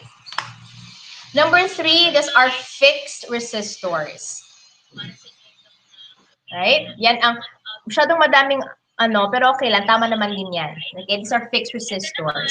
Symbol of a fixed resistor. So let's go to 4, 5, and 6. Okay?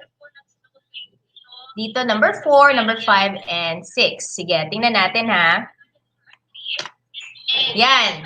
O, diba? Transistor, PNP, or positive, negative, positive. So, tingnan nyo. So, si PNP, ang arrow niya is going out. Diba? How about ito? Number 5. Ito, sige, may sagot yan. Magnetic core transformer. Ito, para mga waves dito, these are what we call the coil, yung magnetic coil. Etong linya sa gitna, yung dalawa, ito yung magnet. Diba? So, electricity is being transferred from one coil to another because of magnetic flux. Physics and science na yon, alright? Diba? So, with the use of magnets, we can generate electricity, of course, with the use of magnetic coils. Right? Number 6, we have the variable capacitor. Symbol ng variable capacitor. So, ganyan talaga sa electronics, my dear students. There are so many things to remember, but I love electronics even if I'm a woman. This proves to show that electronics can be done by girls like you, women like us. Marami na din IT at magagaling na mga babae in the field of electronics and in the industry. Di ba po? Okay, let's move on to our last 4. Dito tayo sa number 7. Okay. So, para siya mukhang resistor pero may arrow. Okay? So, ano kaya yan? That is a potentiometer. So, potentiometers, in real life, para siyang volume. Okay, yung iniikot-ikot natin. So, mga millennials pa ako. Sige, isama niyo ko sa millennials. Alright? So, yung volume na iniikot-ikot natin sa mga old radios, potentiometer yon, that is used to turn on or turn higher or lower electricity or the volume, okay, sa potentiometer. Let's go to number 8, ground. Okay, so kahit sa electronics and electricity, we need to stay grounded para hindi you will not get electrocuted. In real life also, my dear students, it's very important that human as we are, though we are successful, we need to stay grounded. Diba? Katulad din sa electronics. Stay grounded, folks. Let's go to number 9. Dito tayo. Diode. Okay? Dito naman tayo sa last, number 10. Antenna. Antennae, diba? So ngayon, pag nasa bundok ka, antena lang, but just the tip, no? It's also nice that we have mga analog devices at home. In case that electricity will run out, hindi naman talaga mag-run out, no? But in case that we have some power interruptions or magugunaw na ba yung mundo? Hindi, no? But analog devices can also help, right? Ayun! Tapos na po tayo sa ating madaliang tutorial sa TLE 9 Electronics Products Assembly and Servicing. Daghang salamat sa ako mga estudyante at daghang salamat DepEd Edtech Unit. Magkita-kita po tayo ulit sa February 26, 2020. At susunod po at pag-usapan din natin ang ICT CSS kasama po si Teacher Marco. Maraming salamat po. Sigurado ako na marami ka na namang natutuhan sa ating ETULay tutorial session ngayong araw. Tandaan, ito ay hindi lamang para sa ating mga mag-aaral, kundi pati rin sa ating mga minamahal na guro at mga magulang na kaagapay natin para maituloy ang pagkatuto sa kabila ng nararanasang pandemya. Patuloy ding sumubaybay sa DepEd TV para sa mga araling ginawang video episodes. Mapapanood ito mula Lunes hanggang Sabado, alas 7 ng umaga hanggang alas 7 ng gabi sa inyong mga telebisyon. Abangan sa Lunes mula 1:00 ng tanghali ang iba pang aralin sa ating ETULay free online tutorial session sa Science. I-like and subscribe at manatiling nakasubaybay sa ating ETULay tutorial session sa DepEd EdTech Unit FB page at Educational Technology Unit channel sa YouTube at sa DepEd Tayo at DepEd Philippines social media accounts. Paalam!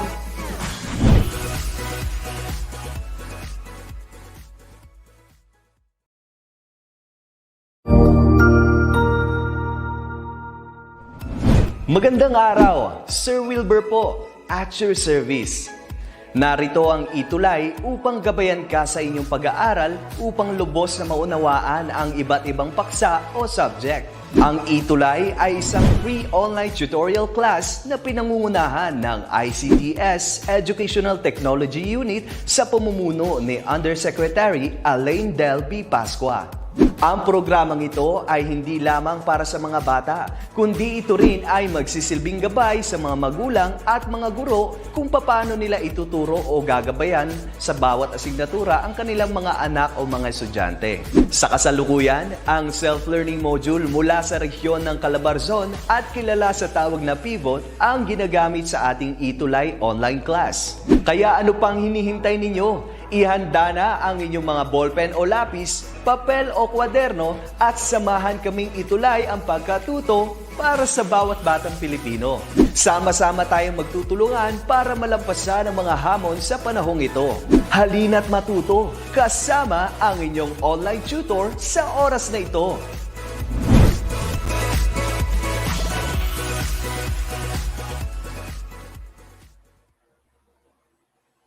Thank you so much, Ma'am Jade. I learned a lot from your lesson po a while ago. Correction po mga bata, ang pag-aaralan po natin ay illustration. Sa kabilang link po or session A yung ating CSS with Sir Paolo. Good morning everyone. Good morning Philippines. Good morning DepEd. Good morning SDO Bulacan. Once again, nagkita-kita na naman tayo sa isang makabuluhang araw. It's fun Friday and I hope hindi pa kayo excited para magsabado. Meron pa tayo isang buong araw para matuto. Ngayon, ano nga ba ang mga pinag-aralan natin noong nakaraang linggo? Pinag-usapan natin ay ang mga sumusunod. I hope I can read comments from my dear students. Thank you for the 12 million viewers around the Philippines. Thank you so much for sa inyong lahat.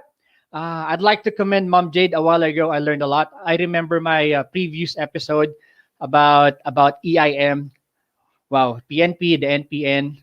That's great. Thank you so much for that. Greetings from SDO Bulacan. Ito, I would like to commend yung teacher nito sa Catmon National High School. If the EdTech unit will give commendation, I propose ko sana tong Catmon to give recognition. Very active since day one ng ating TLE10. So, let's have a review. Last week, we talked about what? Okay? We talk about, tumitingin kasi ako dun sa cellphone ko, may live view ako sa cellphone ko. Ayan, o. Di ba? Now, we talk about netiquette. So, sa netiquette, pinag-usapan natin yung mga dapat natin ugaliin online. Okay? So, now, maglaro muna tayo. Okay? Ang lararin natin ay name that company. Okay? Magpapakita ako ng mga slides and then you have only 10 seconds to give the name of that company. Okay?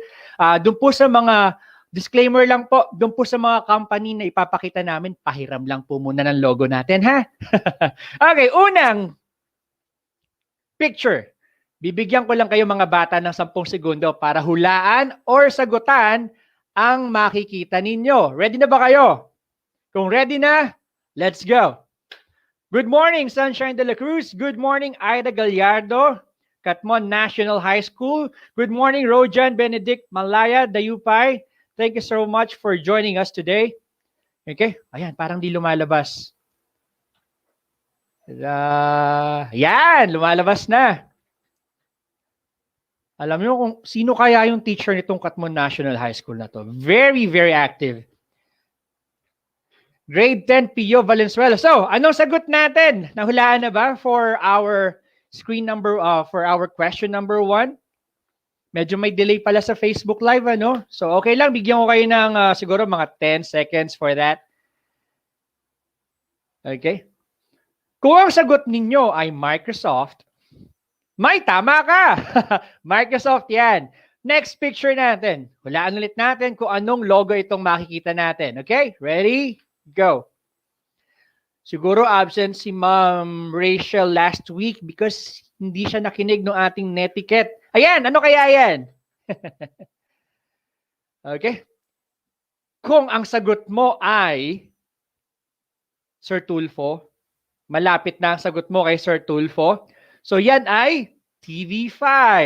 Very good ka kung sagot mo ay TV5. Hi Jason, welcome to our show. Welcome to our second session.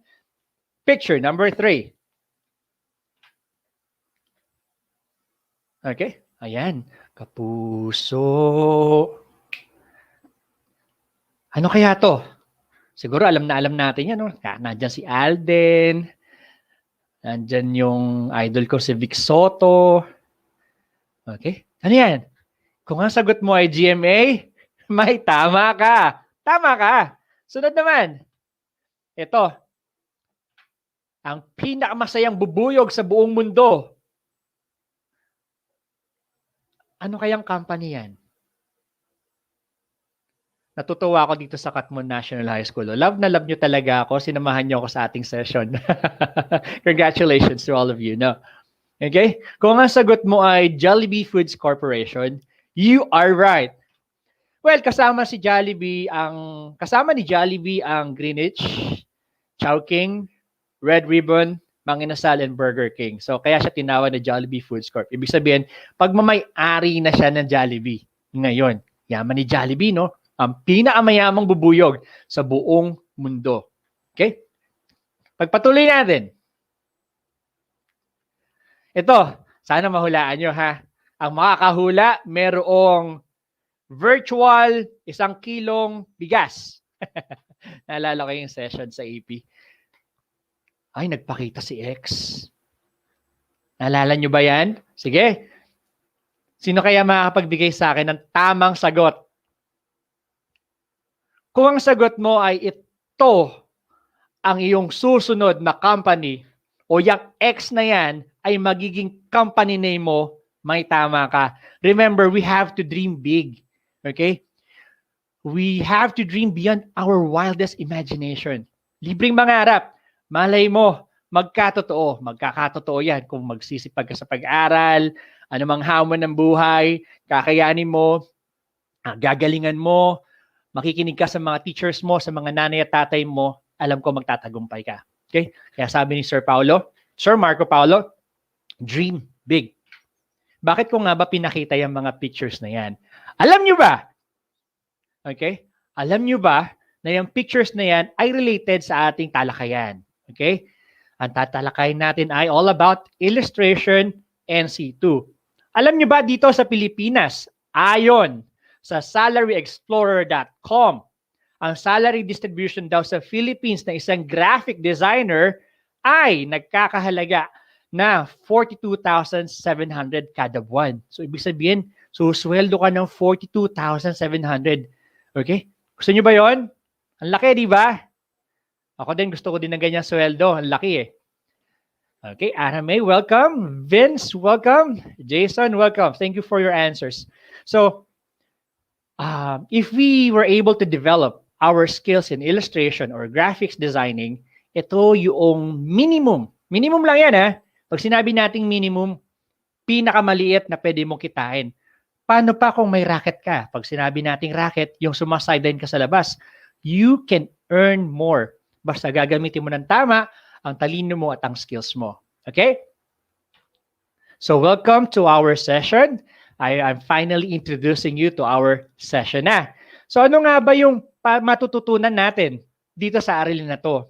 Ano nga ba yung mga applications na gagamitin natin for illustration TLE10?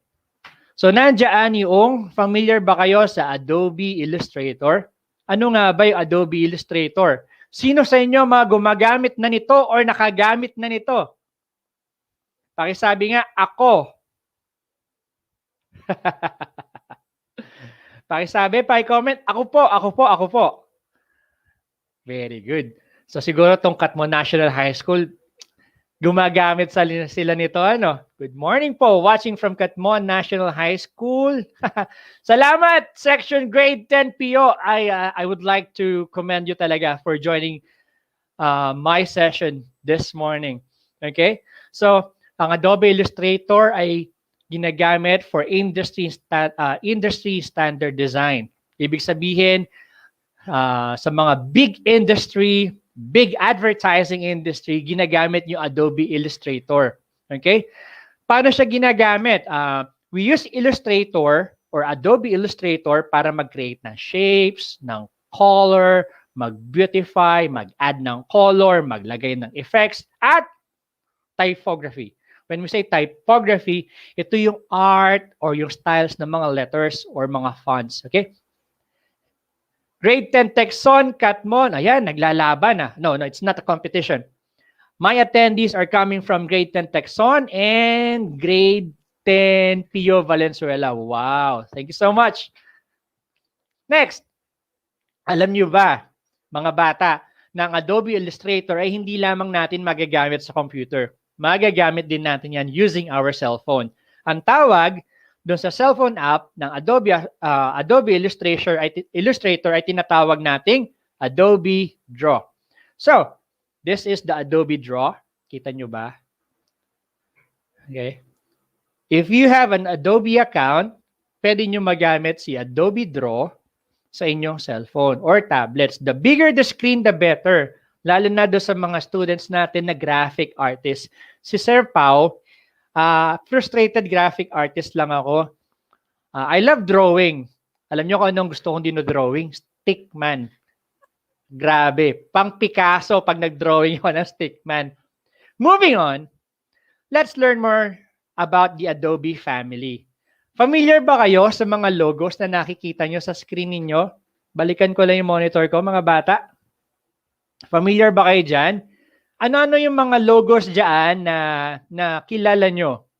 Okay?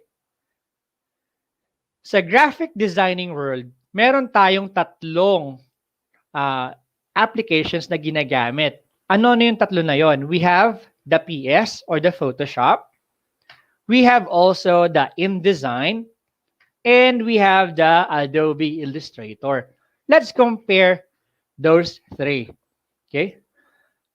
So how do you know which app to use? Kailan natin gagamitin si Photoshop?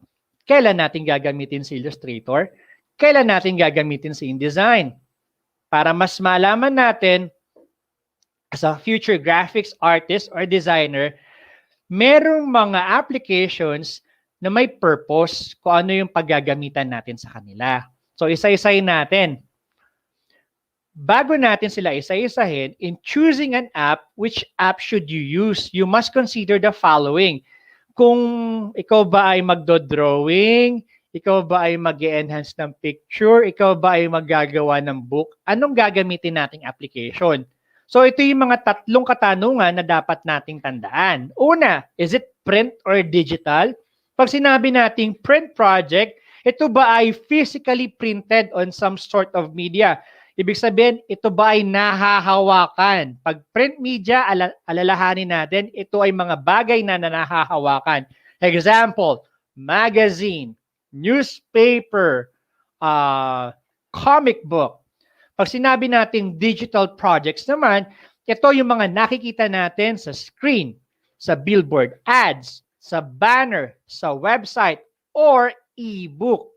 Pag sinabi nating e-book, yun yung mga libro na nababasa natin on our computer, on our tablet, or our cell phone. Maliwanag? Maliwanag?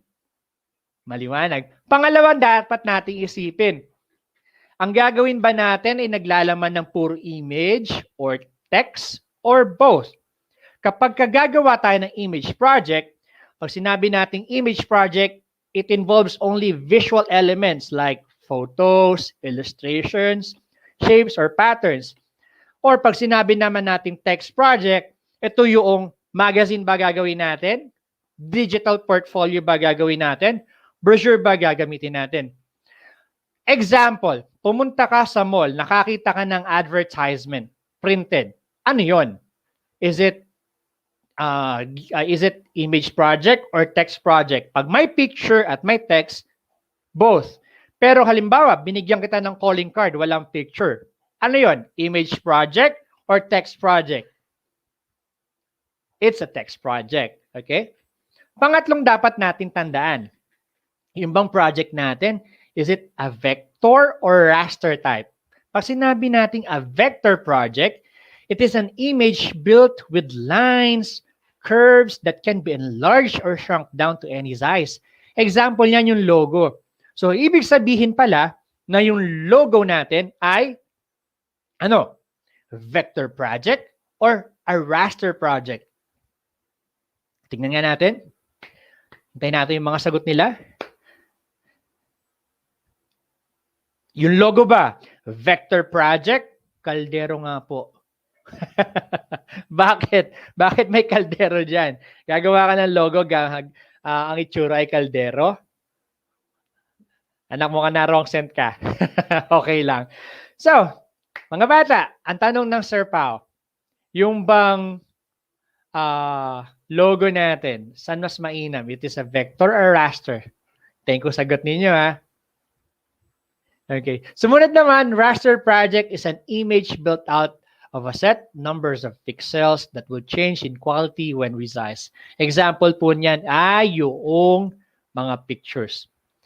Kapag ang bagay ginawa composed of lines and shapes, it can be a vector project. Very good, Ira Gallardo. Kapag naman it is composed of pictures or photos, it is a raster project. Okay? Very good, Ara. Vector po. Very good, Eldrian. Vector. Yan, nakikinig sila, nagbabasa sila. Para mas maunawaan natin, I'm giving you this table. Okay, which Adobe design app or application should I use? Ano nga ba gagamitin nating Adobe app? Depende sa project na gagawin natin. Kailan natin gagamitin ng Photoshop? Photoshop is an application program designed to create or enhance raster images. It is a raster image editor. Sino sa inyo ang nakagamit na ng Photoshop? Pakisabi nga po, mine. Pa-mine po kung nagamit na ang Photoshop or nagamit niya or ginagamit ninyo ang Photoshop. Pa-mine po. Ayan po. Mine Photoshop. Mine Photoshop. Medyo may delay po kasi kaya hindi ko kagad nakikita yung mga responses ninyo. I think meron tayong 10 seconds delay. Ako po si Hens. Very good. Hens, saan mo ginagamit? Hens yung Photoshop. Ha? Isa pa dapat natin tandaan, ginagamit natin ng Photoshop sa mga photos, artwork, web graphics, and mock-up. Alam nyo ba na pwede tayong mag-create ng website gamit ang Photoshop? Pwede tayong mag-create ng links gamit ang Photoshop. Pwede tayong gumawa ng design mock-up gamit ang Photoshop. I remember one time, nung ako'y nagte-take ng visual graphics design, NC3. Okay? Very good, Jeremy. Photo editing. Pwede natin magamit sa web graphics. Ayan, may mga nagmamine na. Ang may pinapamine ko po is yung Photoshop, ha? Hindi ko nakagamit ka na. Very good. Mine Photoshop. Very good. Salamat sa inyo. Naalala, balikan natin yung story ko. Naalala ko, pinagawa kami ng different mock-up. Okay? Pinagawa kami ng lalagyan ng sabon, lalagyan ng cake. Pinag-design kami ng cart or ng food cart. Yan, yun yung mga tinatawag nating mock-up. So, ano ang features ng Photoshop? Meron siyang layers, meron siyang image adjustment, and we can also animate. Yung Photoshop natin ngayon, halos lahat kaya na niyang gawin, no? Tama? Rojan, mine. Salamat sa pag-mine. Now, Illustrator. Kailan natin gagamitin ang Illustrator at para saan ba ang Illustrator? So, ang Illustrator is a vector graphics editor. Ang Illustrator ay mas mainam siya sa paggawa ng mga logo, mga mascots, okay? Mga icons ng computer natin, or one-page document. Na-explore nyo na ba yung Illustrator? Okay?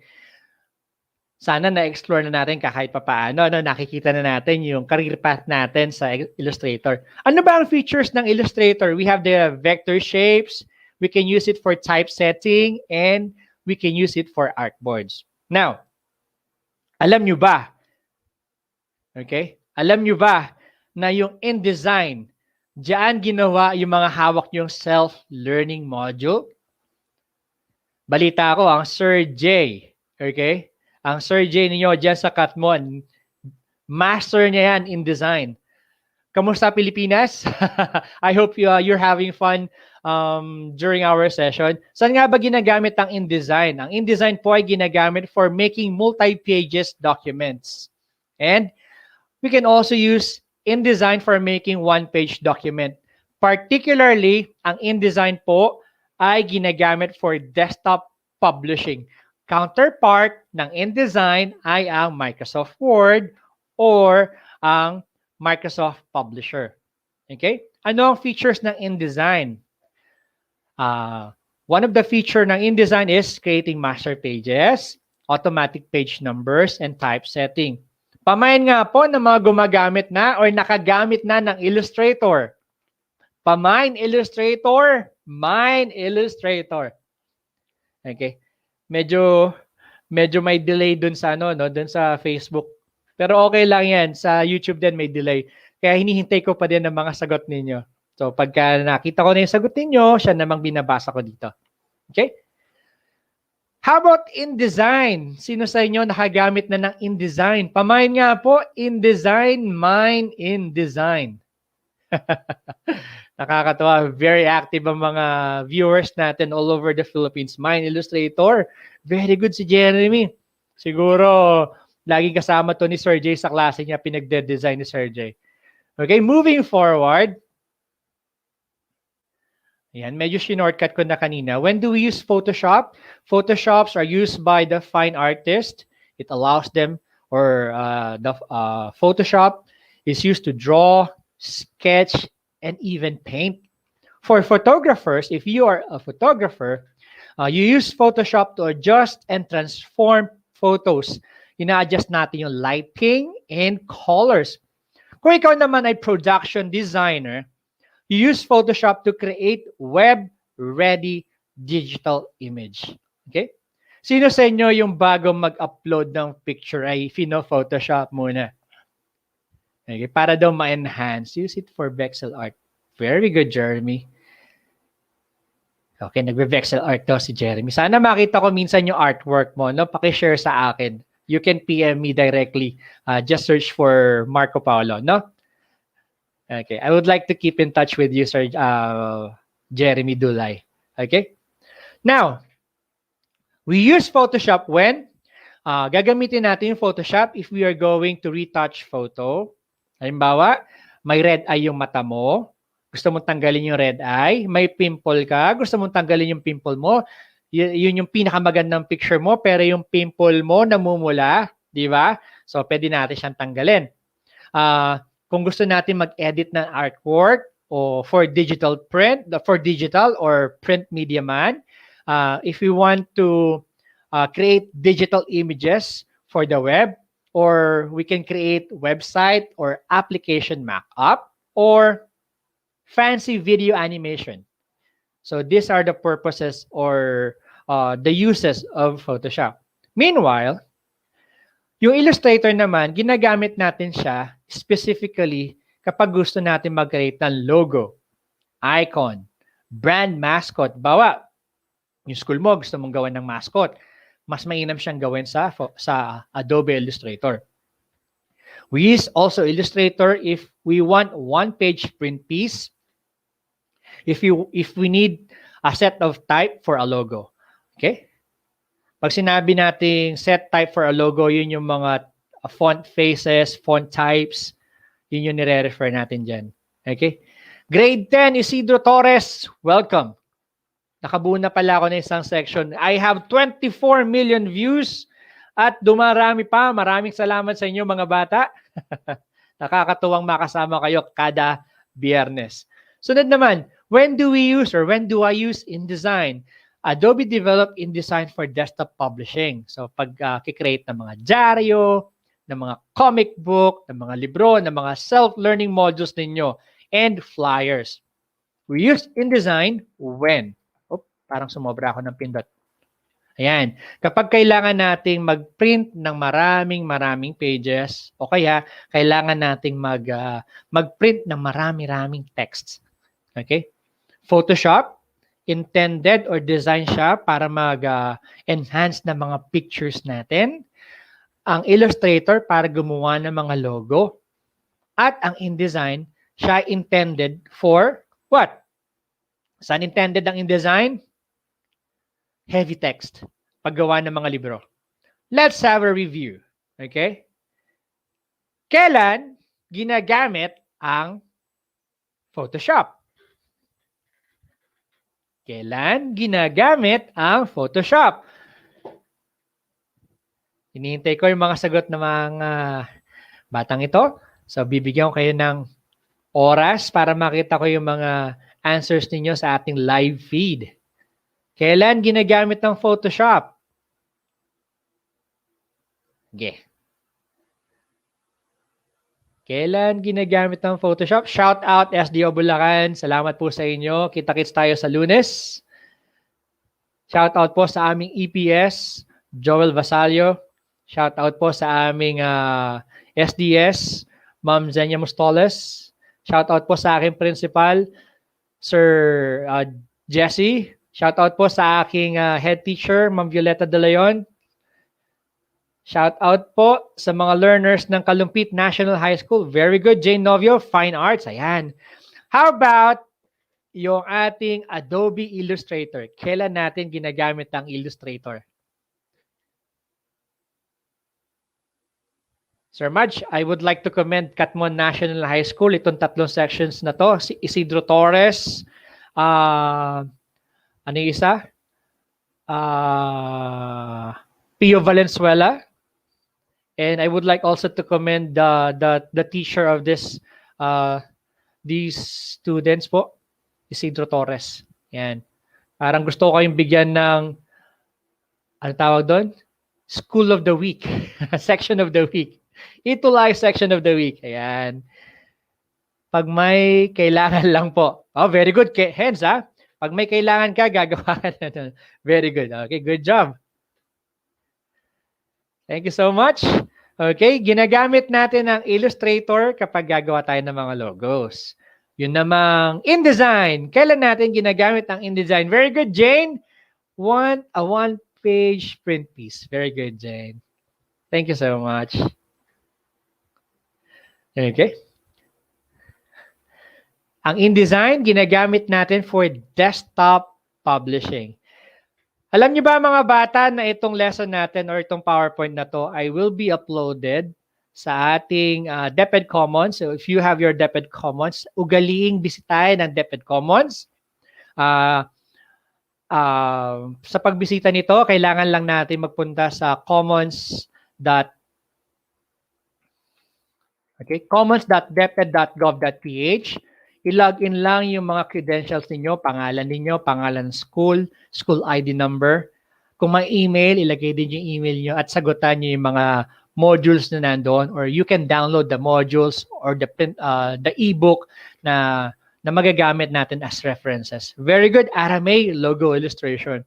Okay? This is our reference for this lesson. Tandaan ninyo na mga bata na bawat application na gagamitin natin, hindi lang siya ginawa for one purpose. Okay? Ginawa yan para mas ma-enhance yung skills natin. Sa ating susunod na talakayan, mas pag-aaralan pa natin ng illustration. Okay? Pero bago ang lahat, bago ako magtapos, ibibigay ko sa inyo si Ma'am Sheila May Malesido sa ating for her SHS lesson. So, for now, I am hoping and I'm saying thank you for Catmon National High School. I'm saying thank you to SDO Bulacan for a job well done for joining me today. Mag-ingat po ang lahat. Have a safe weekend. Tuloy-tuloy lang ang pag-aaral. Patnubayan tayo ng may kapal. Paalam!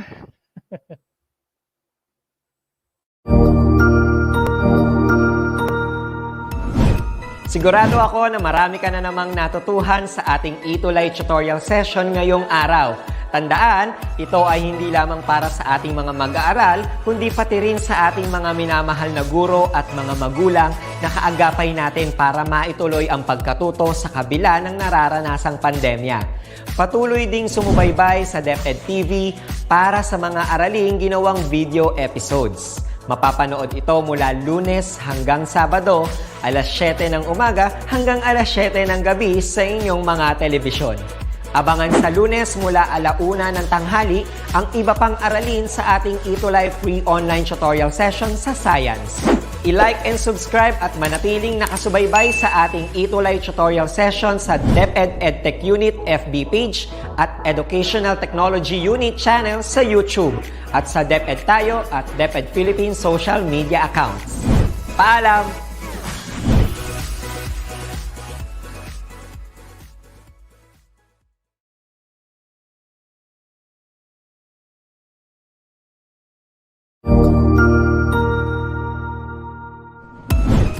DepEd Vision. We dream of Filipinos who passionately love their country and whose values and competencies enable them to realize their full potential and contribute meaningfully to building the nation. As a learner-centered public institution, the Department of Education continuously improves itself to better serve its stakeholders. DepEd mission: to protect and promote the right of every Filipino to quality, equitable, culture-based, and complete basic education where students learn in a child-friendly, gender-sensitive, safe, and motivating environment. Teachers facilitate learning and constantly nurture every learner. Administrators and staff, as stewards of the institution, ensure an enabling and supportive environment for effective learning to happen. Family, community, and other stakeholders are actively engaged and share responsibility for developing lifelong learners. DepEd core values: maka-Diyos, makatao, makakalikasan, at makabansa.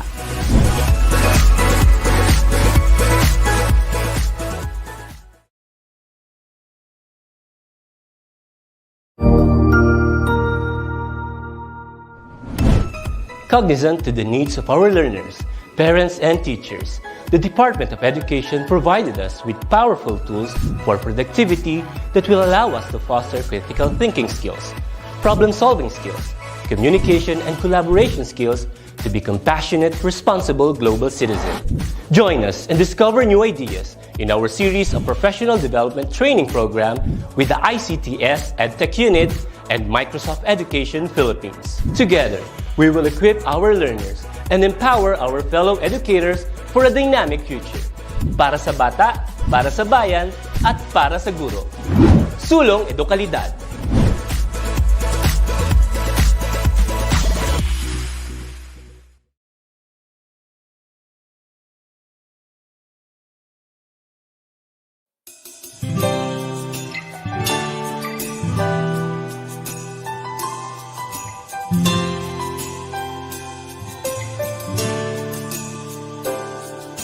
Tahimik nating mundo,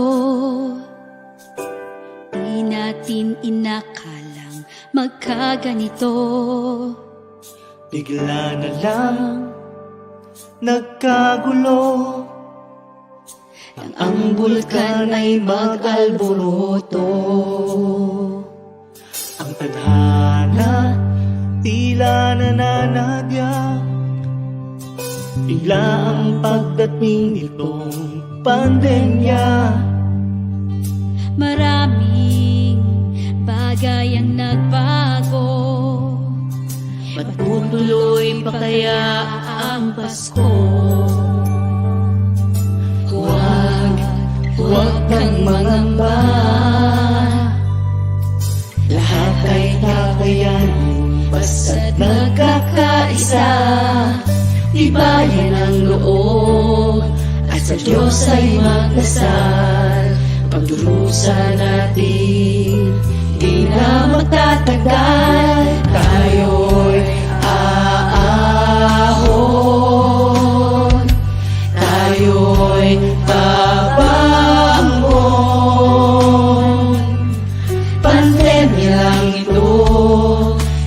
Pilipino yata tayo, tuloy ang Pasko, padayo.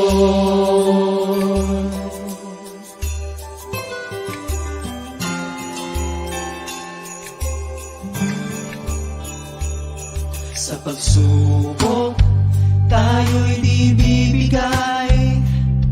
Sa umagang kay ganda, tayo'y maghihintay. Tamaan man tayo ng bagyo, kapit misig lang kaya natin to. Kaya pangako ko sa'yo, lahat ay kakayanin, basta't magtulong tayo. Ibayan ang loob, at sa Diyos ay magdasal. Pagtulusan natin, di na magtatagal. Tayo'y aahon, tayo'y babangon. Pandemya lang ito, Pilipino yata tayo, tuloy ang Pasko.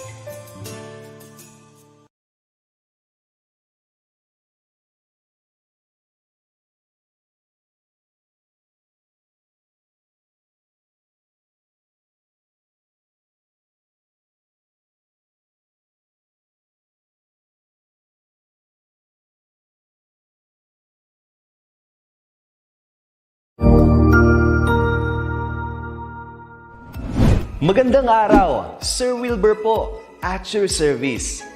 Narito ang ETULay upang gabayan ka sa inyong pag-aaral upang lubos na maunawaan ang iba't ibang paksa o subject. Ang ETULay ay isang free online tutorial class na pinangungunahan ng ICTS Educational Technology Unit sa pamumuno ni Undersecretary Elaine Del B. Pascua. Ang programang ito ay hindi lamang para sa mga bata, kundi ito rin ay magsisilbing gabay sa mga magulang at mga guro kung paano nila ituturo o gagabayan sa bawat asignatura ang kanilang mga anak o mga estudyante. Sa kasalukuyan, ang self-learning module mula sa rehiyon ng Calabarzon at kilala sa tawag na pivot ang ginagamit sa ating ETULay online class. Kaya ano pang hinihintay ninyo? Ihanda na ang inyong mga ballpen o lapis, papel o kwaderno at samahan kaming itulay ang pagkatuto para sa bawat batang Pilipino. Sama-sama tayong magtutulungan para malampasan ang mga hamon sa panahong ito. Halina't matuto kasama ang inyong online tutor sa oras na ito.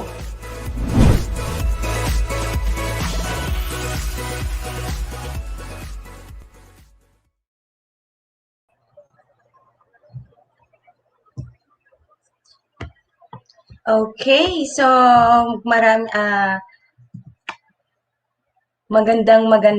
umaga sa inyong lahat, mga mag-aaral. So I am again Michelle Malisilo, your EdTech ETULay tutor for today for the subject business ethics. Okay, so let's start. Okay. Wait lang.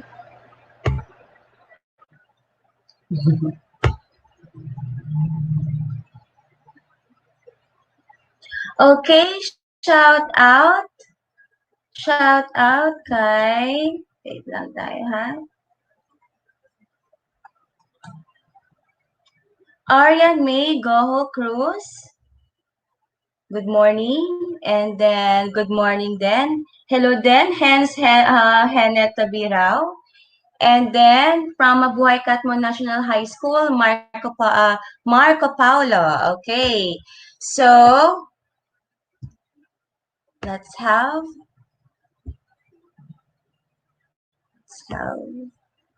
Nasaan na ba yung ating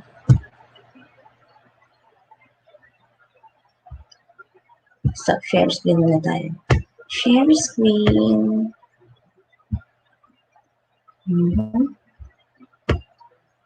Okay.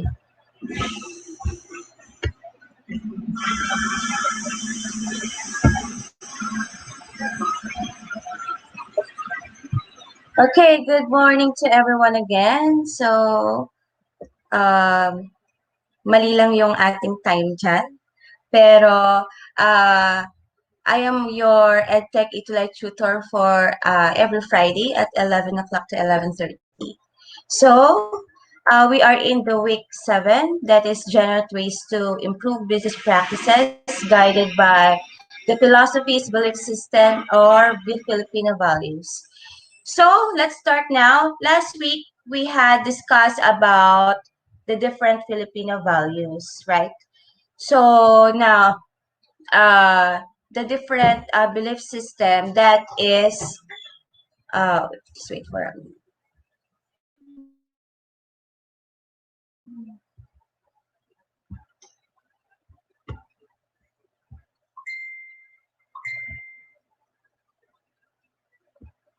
Okay. So that is, what do you call that? The first one is the Judaism, Jewish business ethics. So what I'm going to discuss here is only the gist of the philosophies or principles, and then we're going to relate this in setting. So in terms of the Judaism, wait lang ah. Okay.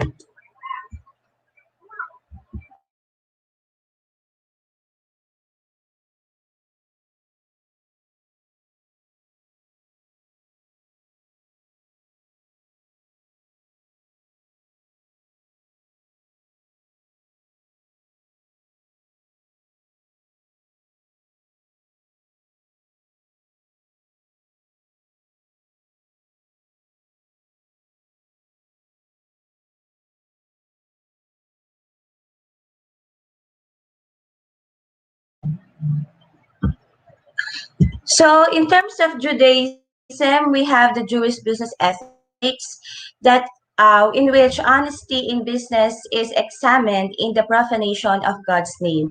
So in accordance with the Leviticus 22:32 and of the love of God, Deuteronomy 6:5. So let's go. The first one, requirement of accurate weights and measures.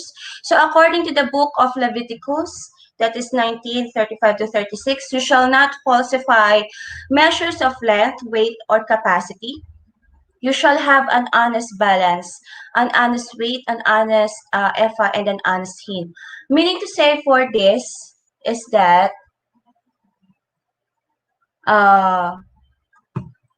if we are going to have our own business, no? So in terms of measurement, kailangan, we know that if we're going to have a business, we are more on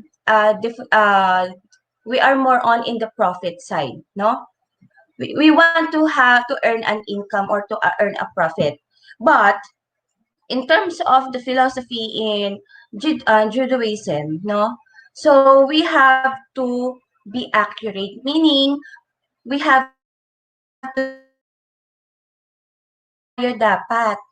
Let's say, dito, kung tayo ay, let's say, ang business is all about sa bigas o whatever na kailangan na may measurement, kailangan doon ay maging fair tayo. How? By accurate weights and measures. Okay? prohibition of monetary deception. When you sell anything to your neighbor or buy anything from your neighbor, you shall not deceive one another. It is accordance with the Leviticus 25:14.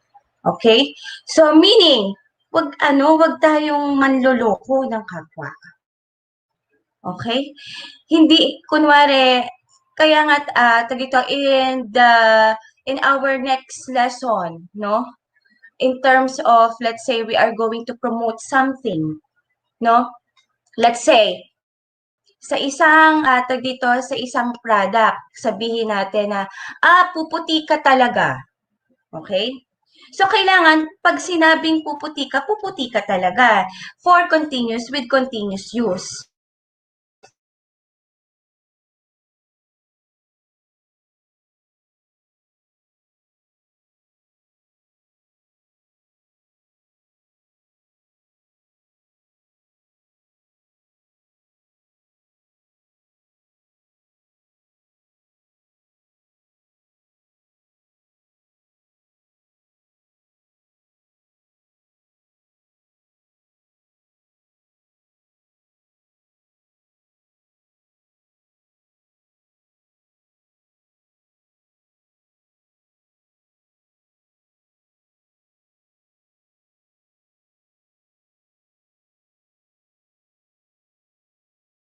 It should be, what do you call that, kung ano yung sinasabi mo, dapat iyon ay maging, totoo ka.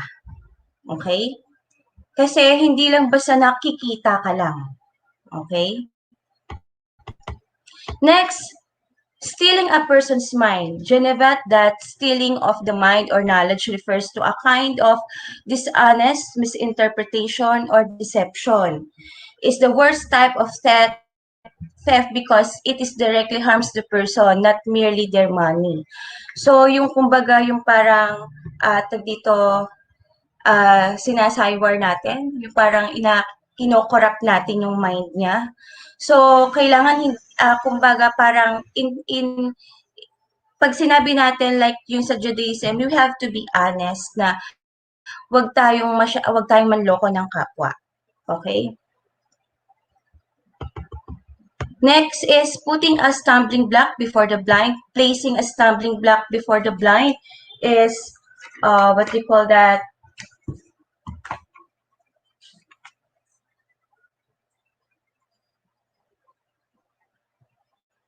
A statement in the Torah wherein in Jewish tradition says this is a figurative express prohibition against misleading people.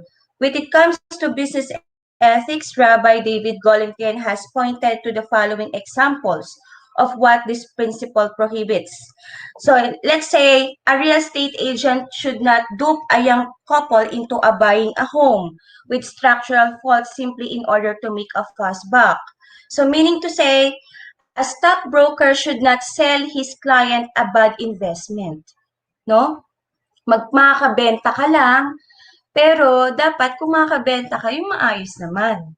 No? Hindi yung makakabenta ka, basta makabenta lang, pero alam mo na hindi, kumbaga, hindi quality yung ibinibenta mo. Okay? Next is treatment of workers.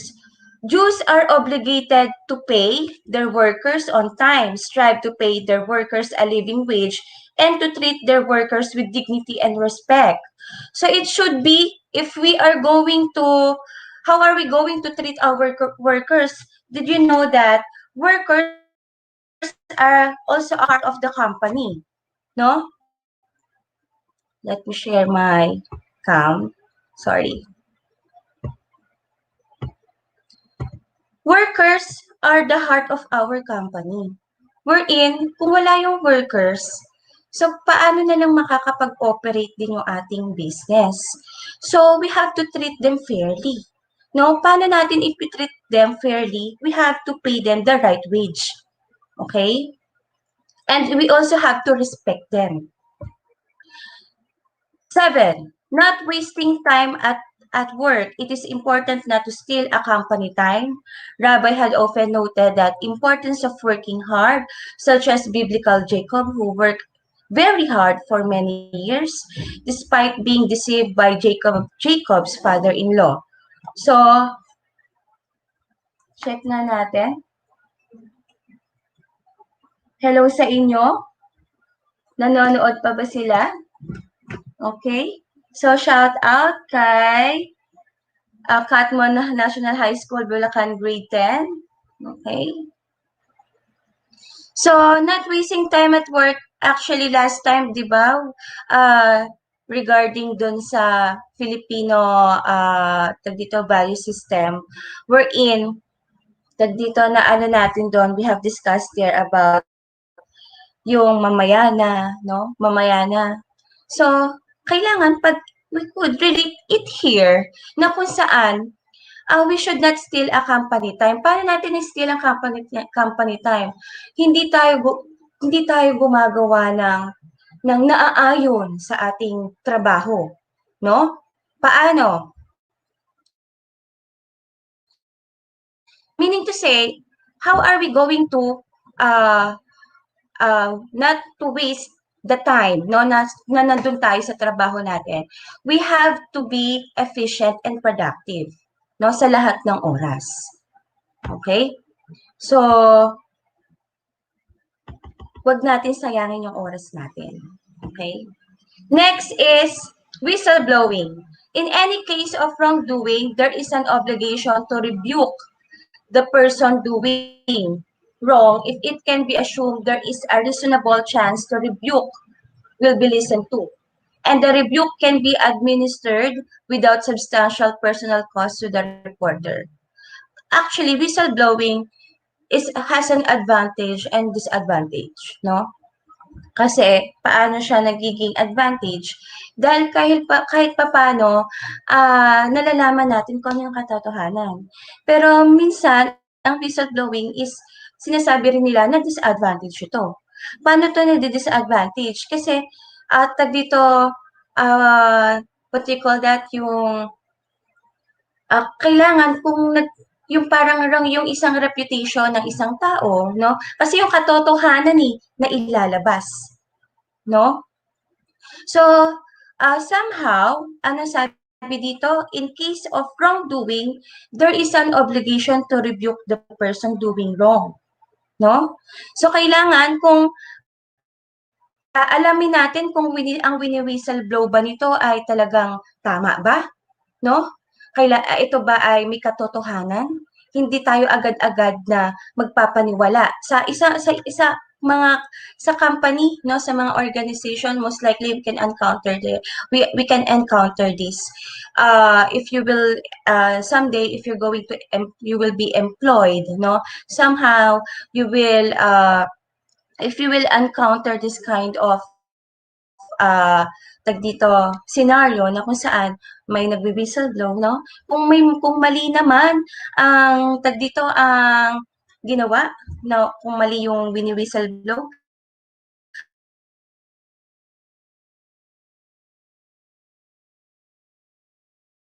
sa inyo, mga mag-aaral, no? So, let's have the Christianity or crucial principles.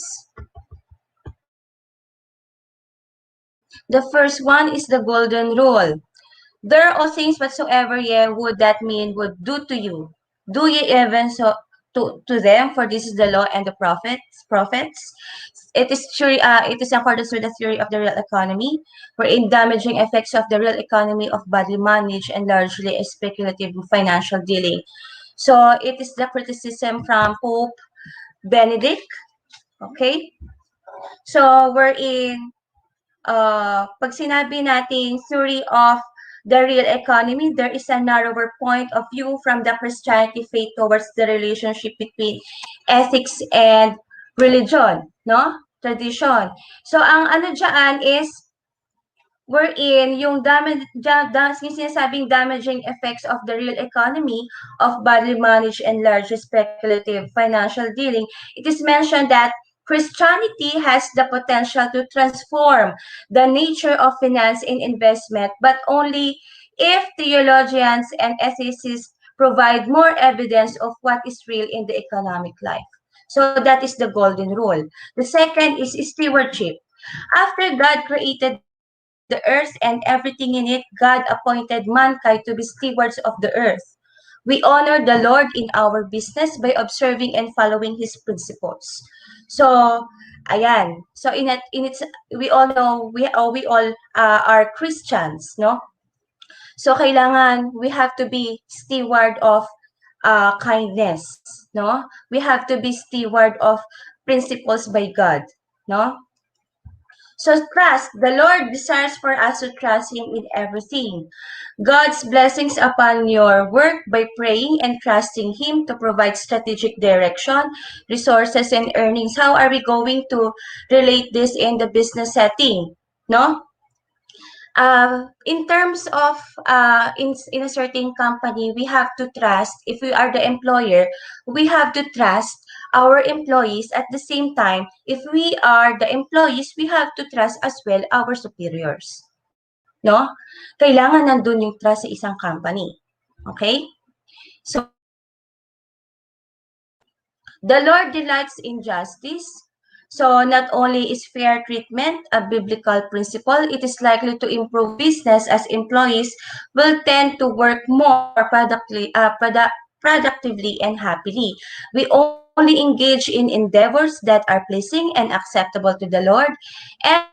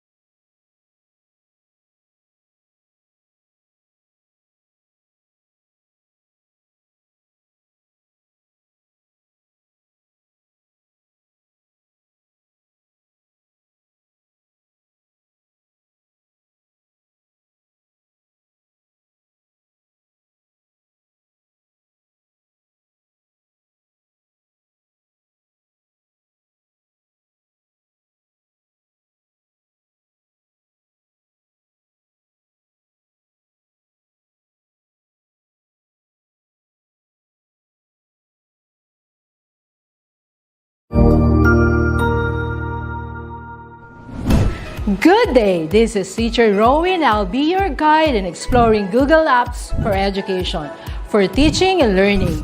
In Google for Education, teachers can connect and collaborate easily while staying on task. It gives teachers the freedom to spend more time personalizing the learning experience and less time managing it. Students can learn essential skills such as 21st century problem solving, which they can use it in their future careers.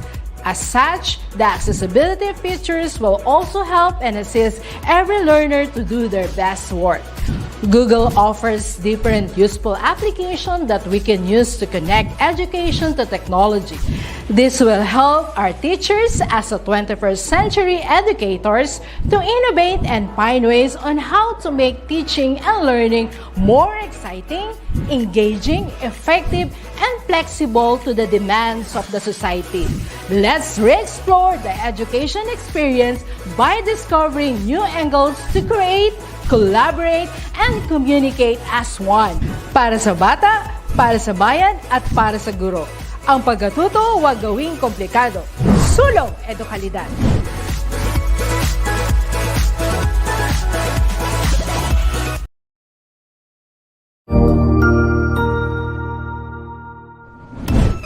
Cognizant to the needs of our learners, parents, and teachers, the Department of Education provided us with powerful tools for productivity that will allow us to foster critical thinking skills, problem-solving skills, communication and collaboration skills to be compassionate, responsible global citizens. Join us and discover new ideas in our series of professional development training program with the ICTS EdTech Unit and Microsoft Education Philippines. Together, we will equip our learners and empower our fellow educators for a dynamic future. Para sa bata, para sa bayan, at para sa guro. Sulong edukalidad.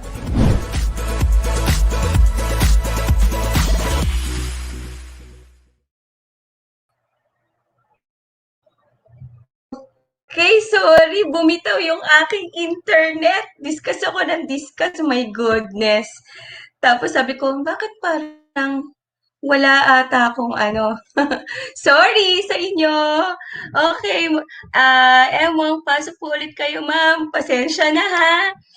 Ay, sorry. Okay, sorry naman. Akala ko naka-comment ako. Okay, so good morning po, watching from Catmon National High School, Bulacan, Grade 10, Isidro Torres. Sorry talaga sa inyo. My goodness, talagang ano tayo ngayon, no? Anyway, let's go back. My goodness. Sorry, mga technical problem tayo ngayon.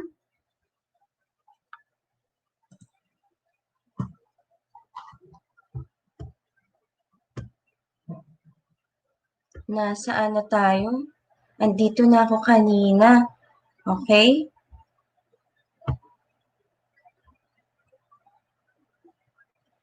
Naka-share na ba ako? Ayan, sorry talaga. Kaya sabi ko, bakit parang ay, hindi nakaano tong ano ko. Hindi nakailaw ang aking laptop. Yung pala, bumitaw na yung aking internet. Okay, let's go back.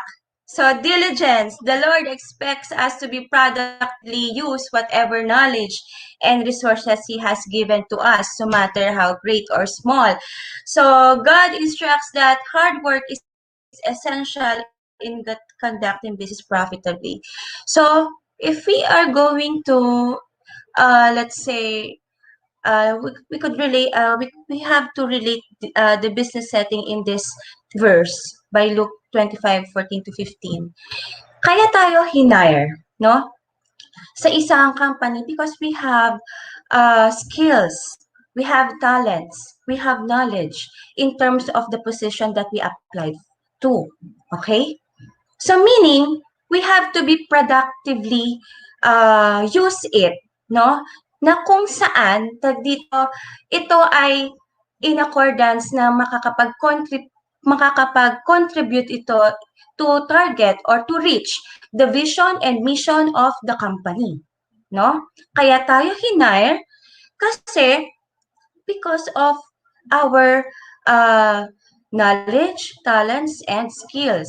Kaya sinasabi dyan, the Lord expects us to be productively use whatever knowledge and resources He has given to us. So, kung ano man ang duties and responsibilities natin, sa ating company, we have to do it productively, we have to do it efficiently and effectively. Next, generosity. The Lord is generous, especially towards the unprivileged. No? We have to be generous. Kaya nga meron nga sinasabi last time, di ba sa Filipino value system, yung filial piety na kung saan, dito, dahil sa very close tayo sa ating family, we are becoming very generous to them. Okay? Because in here, sa Psalm 113:7-9, no, we have to be, sinasabi ni Lord, we have to be generous. Okay? So, generous in a sense na sa mga later lessons natin, iyon yung pagiging generous na we are going to apply it by means of the social responsibility. Yung social responsibility na yan, i-discuss natin sa later lessons natin para maintindihan natin lahat. No? Pero in terms of being generous na, in terms of the filial piety, no? Sinasabi doon na pwede tayong maging generous sa ating family o sa ating mga kaibigan na kung saan hindi lang tayo bigay ng bigay, but as well, we have to help them by means of hiring them. No? By means, hindi tayo nagiging makasarili sa sarili natin. Okay? Next. So, we have here the Islam ethics from the Quran, major principles of fair business dealings according to Islam. Okay, so no fraud or deceit. The Prophet is reported to have said, when a sale is held, say there is no cheating. Okay? So, katulad ng mga ibang mga na-discuss natin belief system, no? Halos pare-pareho lang siya na kung saan kung tayo ay magbebenta, huwag natin i-check yung kapwa natin. Kung tayo magsusukli, dapat tama ang sukli. Kung tayo ay magme-measure, dapat sakto ang measure. Hindi yung may kulang o kaya may labis na kung saan lalabisan natin dahil suki natin siya. O kaya naman kukulangin natin dahil para tayo ay magkaroon pa ng maraming income. No. No?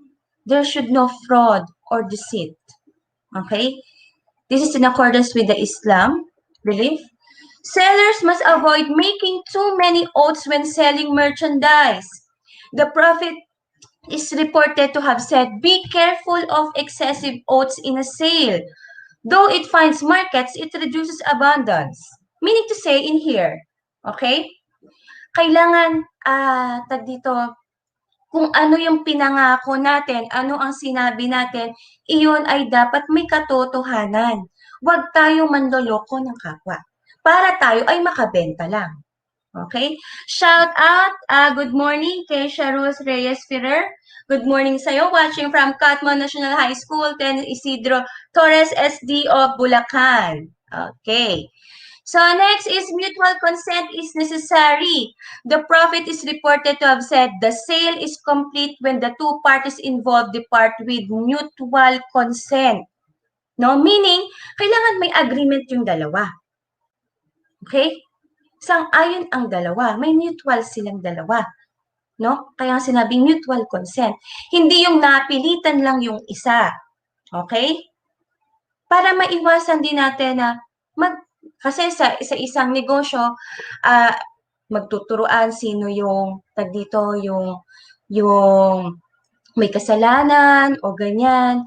Kailangan may agreement silang dalawa. Kaya nga sa isang negosyo o sa isang company, meron tayong tinatawag na Memorandum of Agreement, wherein the two parties have mutual consent with each other. Okay? Honesty. Allah commands you to deliver trust back to their owners. The person who does not fulfill the terms of his trust has no faith. So, katulad ng what we had discussed earlier regarding sa trust, no? We have to trust our superiors. We have to trust the owners if we are the employees. Okay? So that is honesty. Okay? Next, truthfulness. Be truthful, for truthfulness leads to righteousness, and righteousness leads to paradise. A man keeps on telling the truth until he becomes known as truthful person. Dapat pag tayo ay na-hire tayo sa isang kumpanya o meron tayong negosyo, dapat maging totoo tayo sa sinasabi natin, no? Be truthful, no? No, kung ano yung sinasabi mo, dapat yun ay totoo. Okay? Next is proficiency. Halos magkakapareho lang sila, no? Proficiency, if any of you undertakes to do any work, Allah loves to see him do it well and with efficiency. That is, you have to give your best. If you are hired, you are trusted in a certain company, you have to work efficiently. Okay? Next, let's go to the Hinduism, non-violence. The 5 core Tata values that underpin the way they describe their business processes.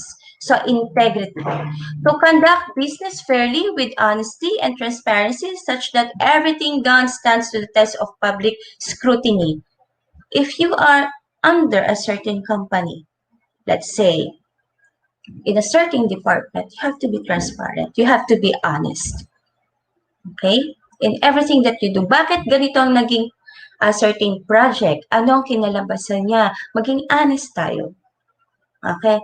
But somehow, that is contrasting to other business concepts wherein honesty and transparency na meron tayong pinoprotektahan. But in terms of this belief system to conduct business fairly with honesty and transparency, no? So, meaning to say, para tayo ay let's go back to what we are saying are true. What we are saying as well is transparent. Why? Para maiwasan natin yung sinasabi itong public scrutiny. Na i-criticize tayo na ito mali yung sinasabi, magkaroon tayo ng integridad sa sarili natin. Okay? Understanding. So, to be caring, show respect, compassion, and humanity for colleagues and customers around the world, and always for the benefit of India. Okay? So, you have to be, you should show caring, you should care your customers, you should care your employees, you should care your employers. You have to show respect, compassion, and humanity. No? In terms of certain, what do you call that? Kasi it contributes to what we call social responsibility or corporate social responsibility.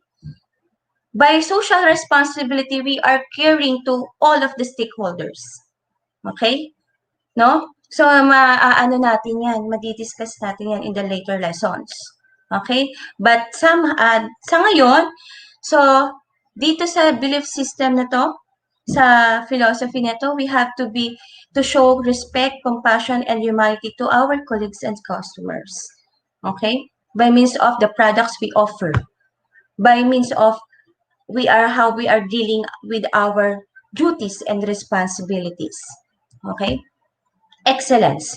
To constantly strive to achieve the highest possible standards in their day-to-day work and in the quality of goods and services they provide, we have to give quality not only to the products that we are selling, but also quality in terms of our work that's being effective and efficient. Okay? Kung magbebenta ka ng produkto, dapat excellent ang quality. Kaya nga meron tayong tinatawag na quality assurance. Okay? So, next. Shout out kay Beverly Tolentino, Catmo National High School, STO Bulacan, grade 10, Isidro Torres. Next is unity, to work cohesively with colleagues across the group and with customers and partners around the world, building strong relationship based on tolerance, understanding, and mutual cooperation.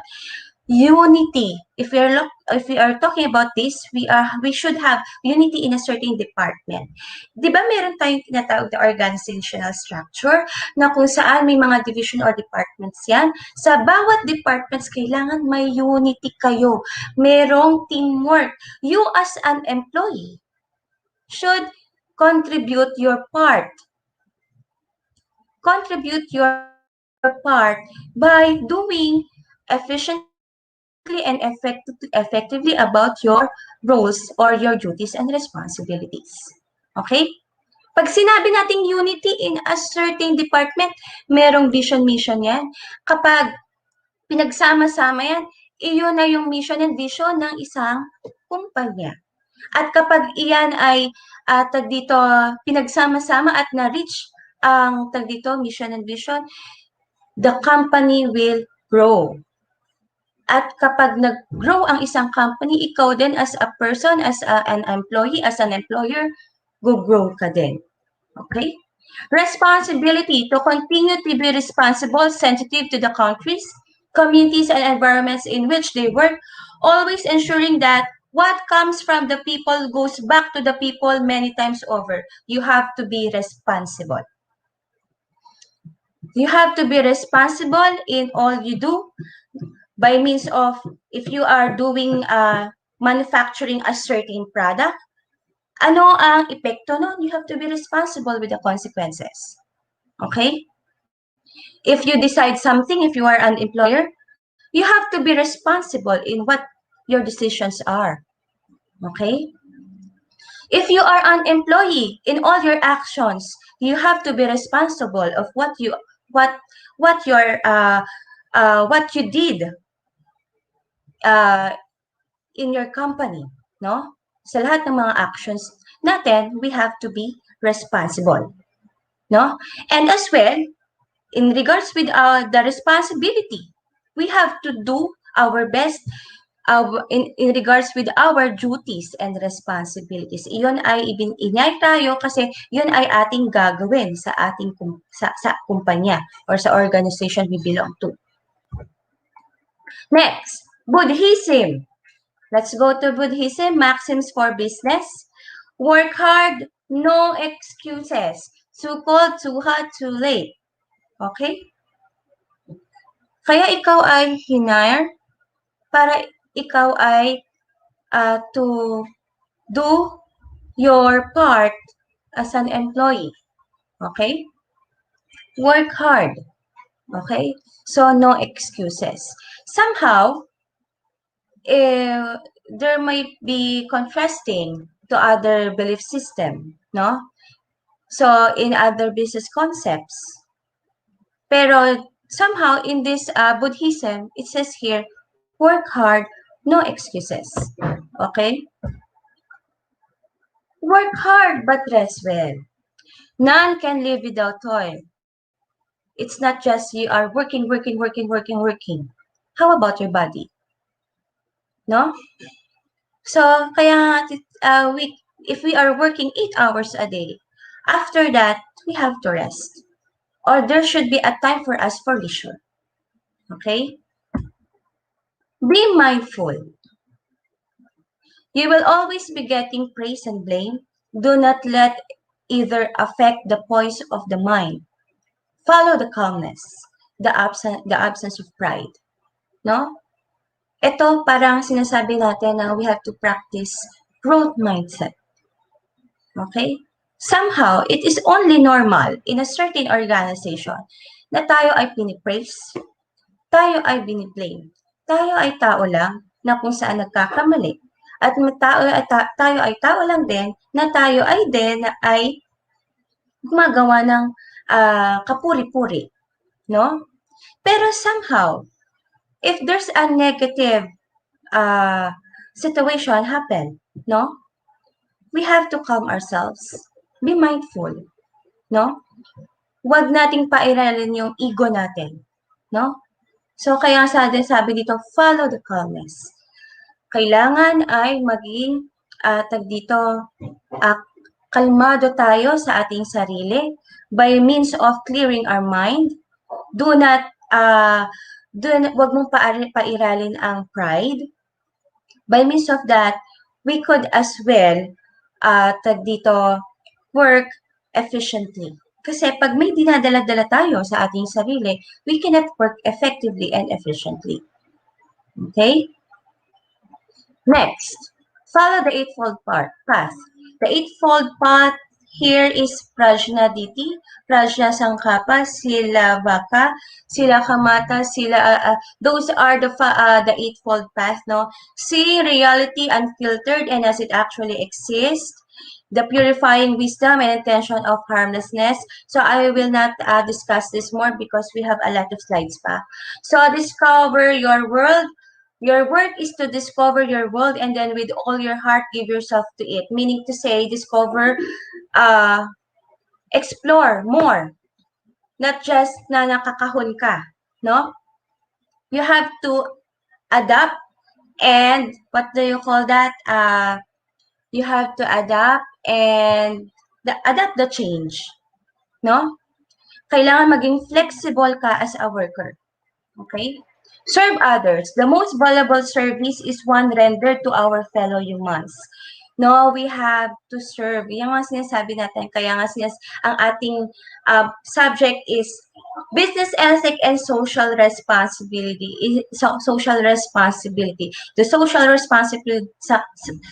responsibility there is caring, no, to our to the community, no, to the stakeholders. So malalaman natin yan. Engage. Every individual has a responsibility to help guide our global family in the right direction. Good wishes are not sufficient. We must become actively engaged. Engage, huwag yung doon ka lang sa isang corner. You have to engage something. If you are in a certain company, no? Engage in a certain task, engage in a certain project, no? Hindi naman ibig sabihin na na ikaw ay magpapabibo o bida-bida. Kailangan, if you are given a task, you have to engage with it. Hindi yung, ay hindi ko po kaya yan. No. So, if you are going to accept the task given to you, that's progress for yourself. Okay? Be at present. Do not dwell in the past. That dream of the future. Concentrate the mind on the present moment. Meaning to say, do not dwell on the past. Magtatanim ka na sama ng loob. Dahil nangyari yun dati, ayoko na. No. If you're going to dwell what you had experienced negatively in the past, then hindi ka makaka-move forward. Okay? That's very, dito sa isang company, sa isang organization, hindi lang sa isang organization, in your personal life, this is really a very good, what we call that, dito, yung filosofiya, no? Do not dwell in the past, not dream of the future. Concentrate the mind on the present moment. Kung ano yung nandito ngayon, okay lang na, naka-vision tayo, ito vision natin. But you have to look first kung ano yung meron tayo ngayon. Huwag na tayong mismo na parang kung ano yung nangyari, ibabalik natin. No, hindi tayo maka-move forward. Next, embrace change. You can only lose what you cling to. Adapt change, embrace change. If it in terms of technology, if in terms of innovation, you have to adapt to it. Okay? Take one step at a time. Hindi yung, sige, okay. Tas dito, tas dito, tas dito, tas dito. Lahat yan, ay kaya ko yan. Pag marami kang ginagawa, maaaring hindi kapag marami kang ginagawa at pinagsabay-sabay mo lahat yan, you cannot be a productive and efficient employee. What will happen? Dito, what do you call that? Ang stake dyan is yung magiging quality ng trabaho mo. No? Kasi hindi ka na makakapag-focus sa isa. Dahil pinagsabay-sabay mo na lahat. Kaya sinasabi dito, take one step at a time. Next, let's go to Confucianism, the golden rule. Do not impose on others what you do not wish for yourself. So, humaneness. One should see nothing improper, hear nothing improper, say nothing improper, do nothing improper. Wishing to be established himself, seeks also to establish others. Wishing to be enlarged himself, he seeks also to enlarge others. No? Parang ano to eh. One should see nothing improper, hear nothing improper. Kung ayaw mo na gawin yung hindi tama, hindi ka rin makakarinig ng hindi tama. No? Say nothing improper. Kung ikaw magsasalita ng mali. No? O kaya, do nothing improper, hindi ka rin makakagawa ng mali. Okay? Parang ano lang yan eh, do not do others if you do not do kung ayaw mo gawin yung mali, no, sa kapwa mo, para sa'yo naman hindi rin yung parang ang epekto din, mali din sa'yo. Okay? Okay, that's being humaneness. Okay?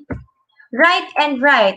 Li means right, reason, or ratio. It also means custom, mores, rules, propriety, and ceremonies. Li was helpful in keeping the paternal feudal system alive and was also important in directing people to behave ethically and politely. It has played an indispensable role even in modern business activities where quality services and politeness to customers and priorities. Okay? Shout out tayo kay Limuel Clean Cruz. Good morning. Watching from Catmon National High School. Ang galing-galing talaga ng Catmon National High School, ano? Okay. So, if you say right, it's customers or rules, o kaya kung ano yung naging custom na sa isang company, no?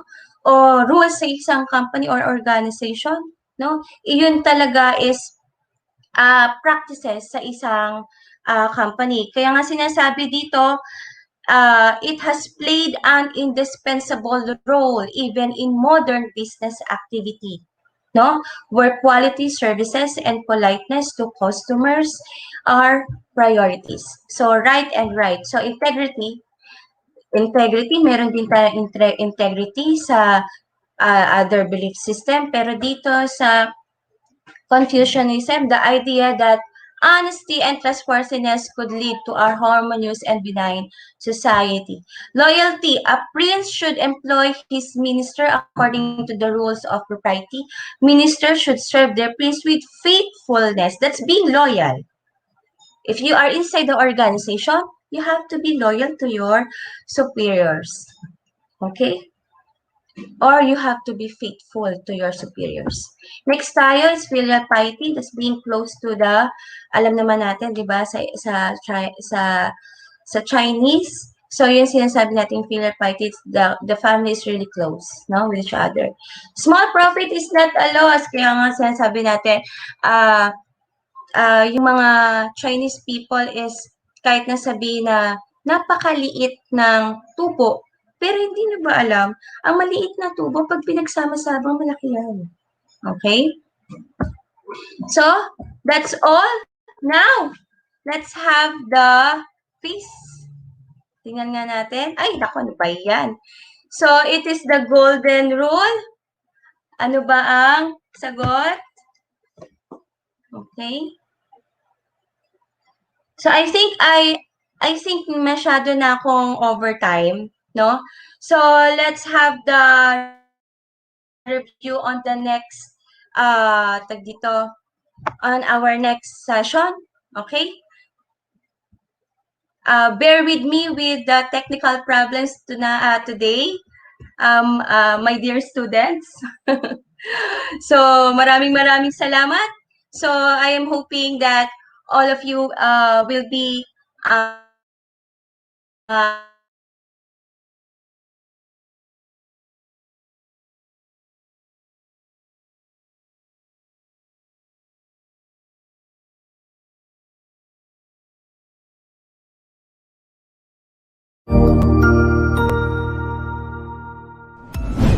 Sigurado ako na marami ka na namang natutuhan sa ating ETULay tutorial session ngayong araw. Tandaan, ito ay hindi lamang para sa ating mga mag-aaral, kundi pati rin sa ating mga minamahal na guro at mga magulang na kaagapay natin para maituloy ang pagkatuto sa kabila ng nararanasang pandemya. Patuloy ding sumubaybay sa DepEd TV para sa mga araling ginawang video episodes. Mapapanood ito mula Lunes hanggang Sabado, alas 7 ng umaga hanggang alas 7 ng gabi sa inyong mga telebisyon. Abangan sa Lunes mula 1:00 ng tanghali ang iba pang aralin sa ating ETULay free online tutorial session sa Science.